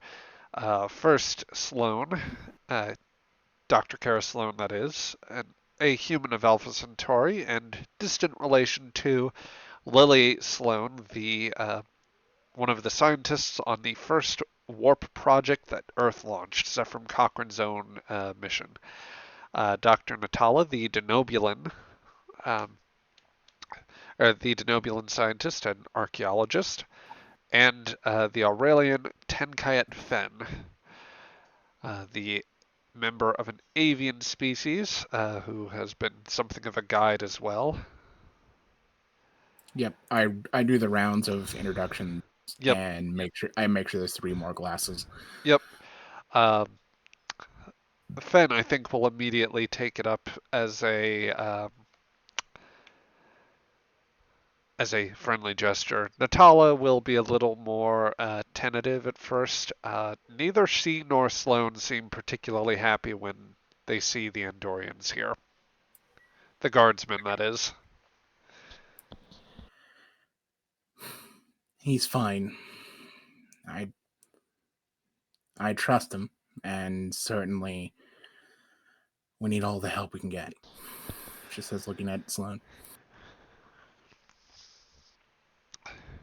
She'll kind of furrow her brow and say, well, you do what you need to here, Captain. Trying to keep you safe. Trying to keep everyone safe. And so these are the survivors from that one ship you found, the scientists. Indeed. Well, do they have a better idea of what is going on, or would that be, I don't know. Give me a sense of how you wish to proceed. Cautiously, she says with a smile at the commander. But certainly I would like to know more myself. Patel, Kara, if you can explain to us what you've figured out so far with the new hieroglyphs or pictographs. She shakes her head. For the record, because I know that we hadn't chatted about it much here, since you took the records on it from I think the session a couple of weeks back. I do think that Saral has been starting to work with those, or that he had. Yeah, right. Yep. Well, they can demonstrate as such. I'm just a military captain. I'm not. I'm barely a scientist. Yep. Yeah. Well, I suppose I should ask, Drone, do you feel comfortable enough expositing just about the bit that you learned, that what we've learned about the map from previous sessions, or would you prefer that I take it over with an NPC? I wouldn't feel confident expressing what I know about the map from the last few sessions, so no. Go ahead and NPC it. Fair enough. Sloane's going to sigh for a moment and just start by saying, we think that there might have been some intervention on worlds across dozens of light years. A visit by some alien species that left information on worlds providing not simply accurate star charts, but maps of subspace. When we began processing the first 2, that was what suggested we visit Fomalhaut.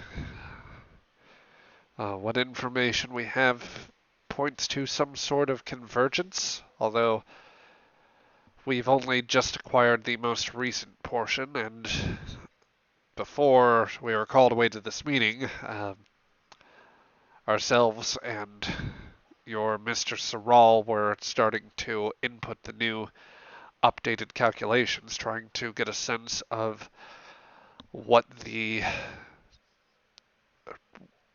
this looked like, what might be the point of convergence.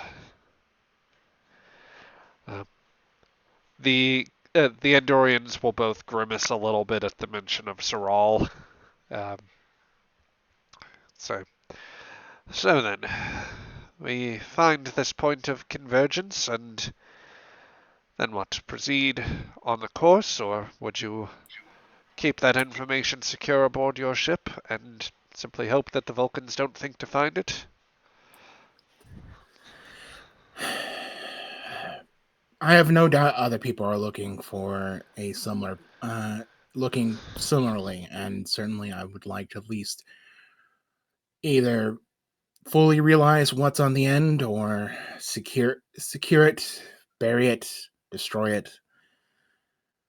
Just get a better understanding. This is still a exploration vessel, and understanding the universe better is something that's been overall primary despite the shooting war going on, she says.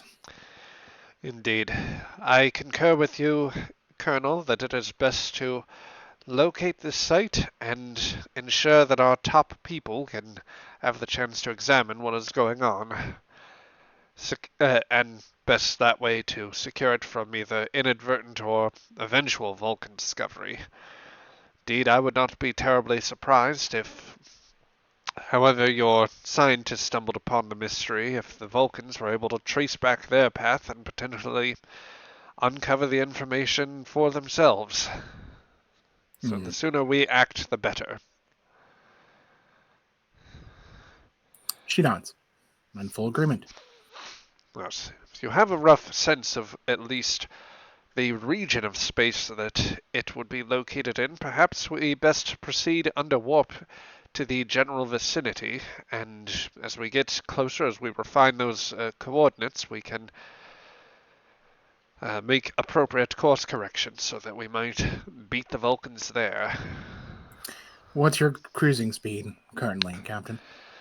Oh, we can manage a faster speed, I'm sure, than this craft. She just gives like a tilt of her head of like, yeah, probably, and a smile.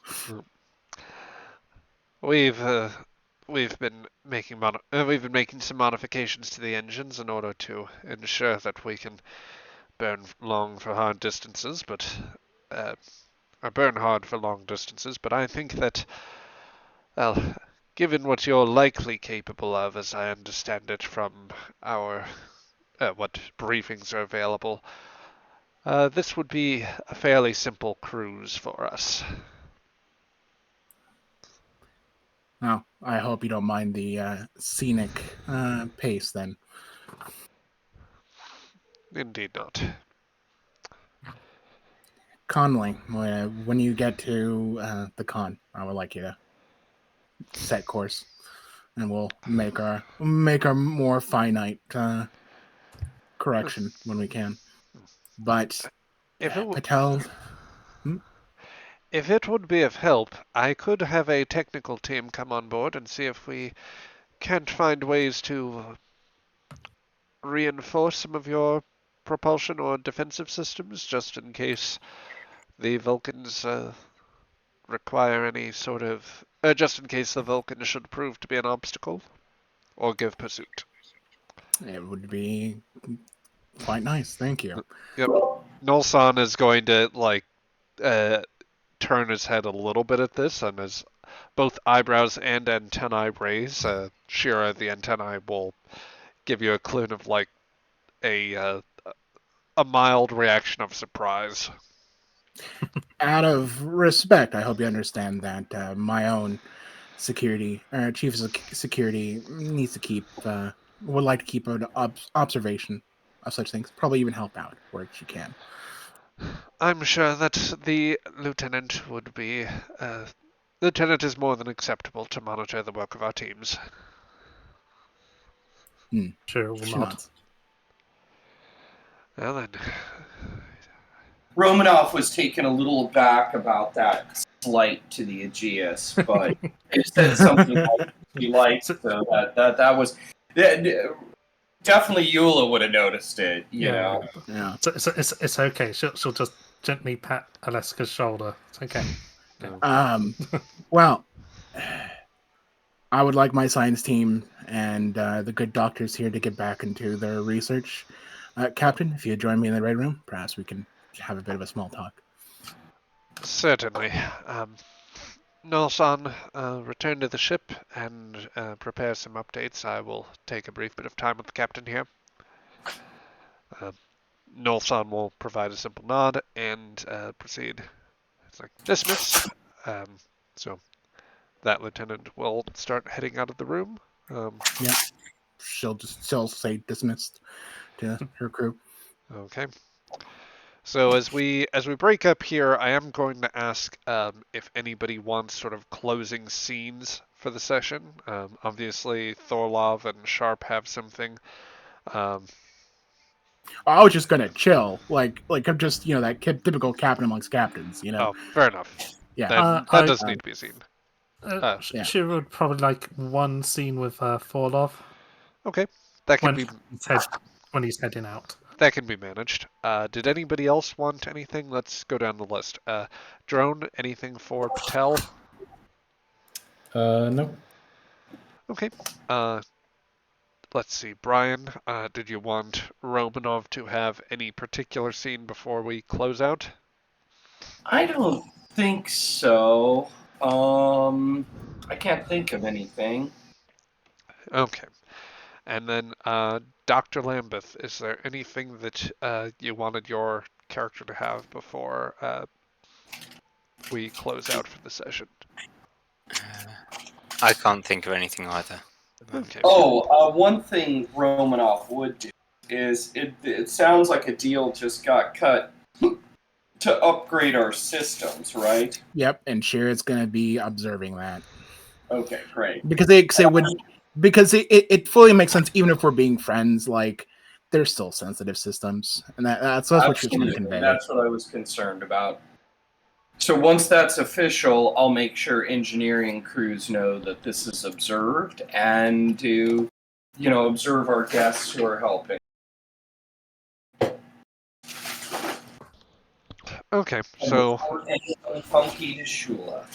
yep. So everybody goes about setting up their respective things.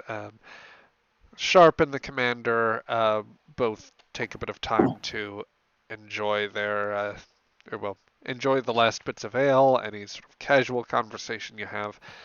Yeah, I just and want to understand how the war is going, what's going on for him, what's the morale, but let's try to pump him for information, but just relax, have a talk.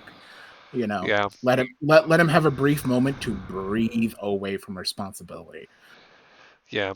I think that he will, by and large, steer clear of much conversation on Sure. the overall state of the war. There'll be Yeah. you'll get the general sense of the crew's taken some losses, but they are still eager eager to defend Andoria and Andorians everywhere and all of that. I just want to get a better understanding of him and furthering our friendship, as it were. Yeah. Well, Thorlov's definitely amiable, but I imagine that there is still some distance just out of the necessity of the situation. Yeah, for sure. So after some time elapses, with the last of whatever ale he has consumed, he will proceed out from there. Shira, would you be wanting to escort him back to the airlock, or would you have wanted him to, say, pay you a visit in your quarters? How would you prefer to stage the scene? I'm happy to walk him to the airlock. Okay. So, after some time, we'll say, not much more than a half hour or so of, pleasantries exchanged with the commanders, that you find your way back to the airlock. At this time, well, more like in the corridors nearby. Nolsan is probably still waiting there, probably with a security escort nearby. But yes, you find yourself you are waiting basically outside the conference room for Thorlov to come out, and he will limp over the threshold of the doorway. Ah, Shira, come to help an old commander back. Of course. How's the Aponet holding up? Once you're certain the door closes behind you and there's no one else, I'll still speak in a low voice. She's taken a bit of a pounding these past months, but She manages to get us home every time. Not as much can be said for other ships. She's a good ship. Always enjoyed serving on her. Yes. Oh. I'll presume from the acknowledgement of my earlier, more covert message exchanges, you received my word about Party City. Yes, thank you for that, sir. Thank Tom. He was sure to send a message to me when we were able to exchange something safely. The Kamari task force has remained bottled up in Andoria for the time being. The Vulcans have still sent raiding groups along there. They have been reinforced, and well, I suppose for slightly more detail, I should say that your family is safe as far as I could tell. Most were able to get to some of the deeper, secure tunnels, although the city was not entirely undamaged. Well, at least they're all right. It's a relief to hear that. Yes. Actually, sir, I do have some messages. She'll take out a little pad. You could just transmit them whenever possible, but you'll have an easier time getting these messages through to my family than I will. He grasps the data pad. I'll relay them when we can. Yeah. Just a note for the GM. There is one message there which isn't for family, and that's actually for Forlov, which contains all those Vulcan communication / security codes. God damn it! I was actually going to give it to him later. But yeah, all right. It's like, oh, look at this nice gift. Thank you, Captain. I certainly didn't have these. Good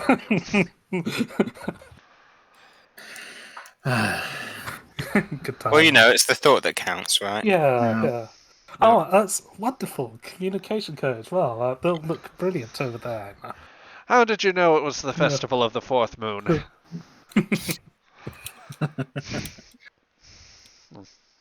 No, back on the more serious point. I do desperately wish we'd had you back these past couple of months. Well, certain members of the command don't want me back. Those impertinent bastards.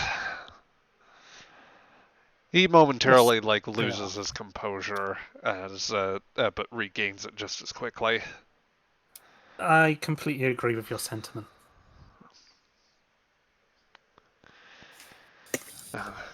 I suspect General Shilk will be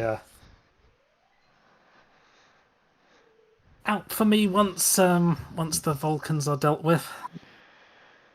General Shilk may not get that opportunity. He stops dead in the corridor.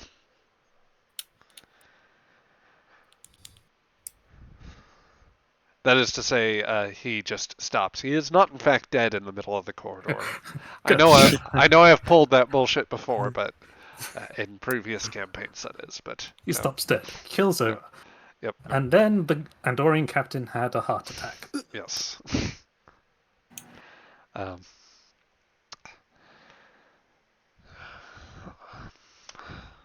We do have some hopes potentially, but the gambles are fleeting and few, and I don't know how likely it is they will succeed.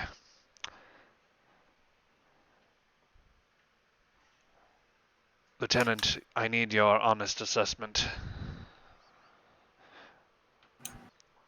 Do you think that whatever is at the heart of these Vulcans' pursuit, and at the heart of this mystery, this unprecedented map. Do you think there's something here that might truly be able to upset the balance in some significant way? I think so. I won't pretend to understand a lot of what the professors are talking about, but I do know that if the Vulcans are willing to send one of their prized vessels to deal with this, instead of using that vessel to attack us, well, it's got to be important. His antennae curve a bit inward, taking a very sort of rigid stance, and his eyes hard, his brow furrowed, and just face somewhat generally clenched, meeting with yours. We don't have many gambles left, Lieutenant, and we may have even less fight than I can truly say even before you now. I need to ask you something, and I need you to understand it is only under circumstances where I would have no other choice. If the time should come, are you prepared to do what is necessary to save what we fight for? To act not just in Andoria's interest, but for our very survival. Of course, sir.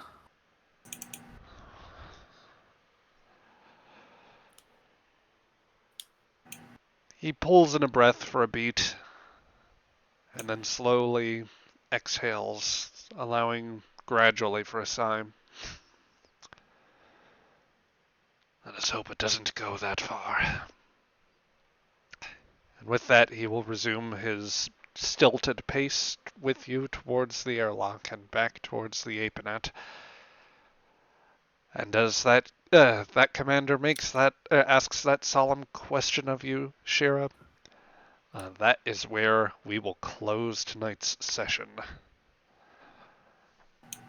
So, Son of a bitch.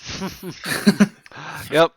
Thank you, everyone, for joining us. Or for those of you in the archive now, this is where we are going to leave you off. We hope that you enjoy the next adventure. I will pose a caution to you here. We are going to be doing this a little intermittently. Today's stream, for reference, took place on September 9th.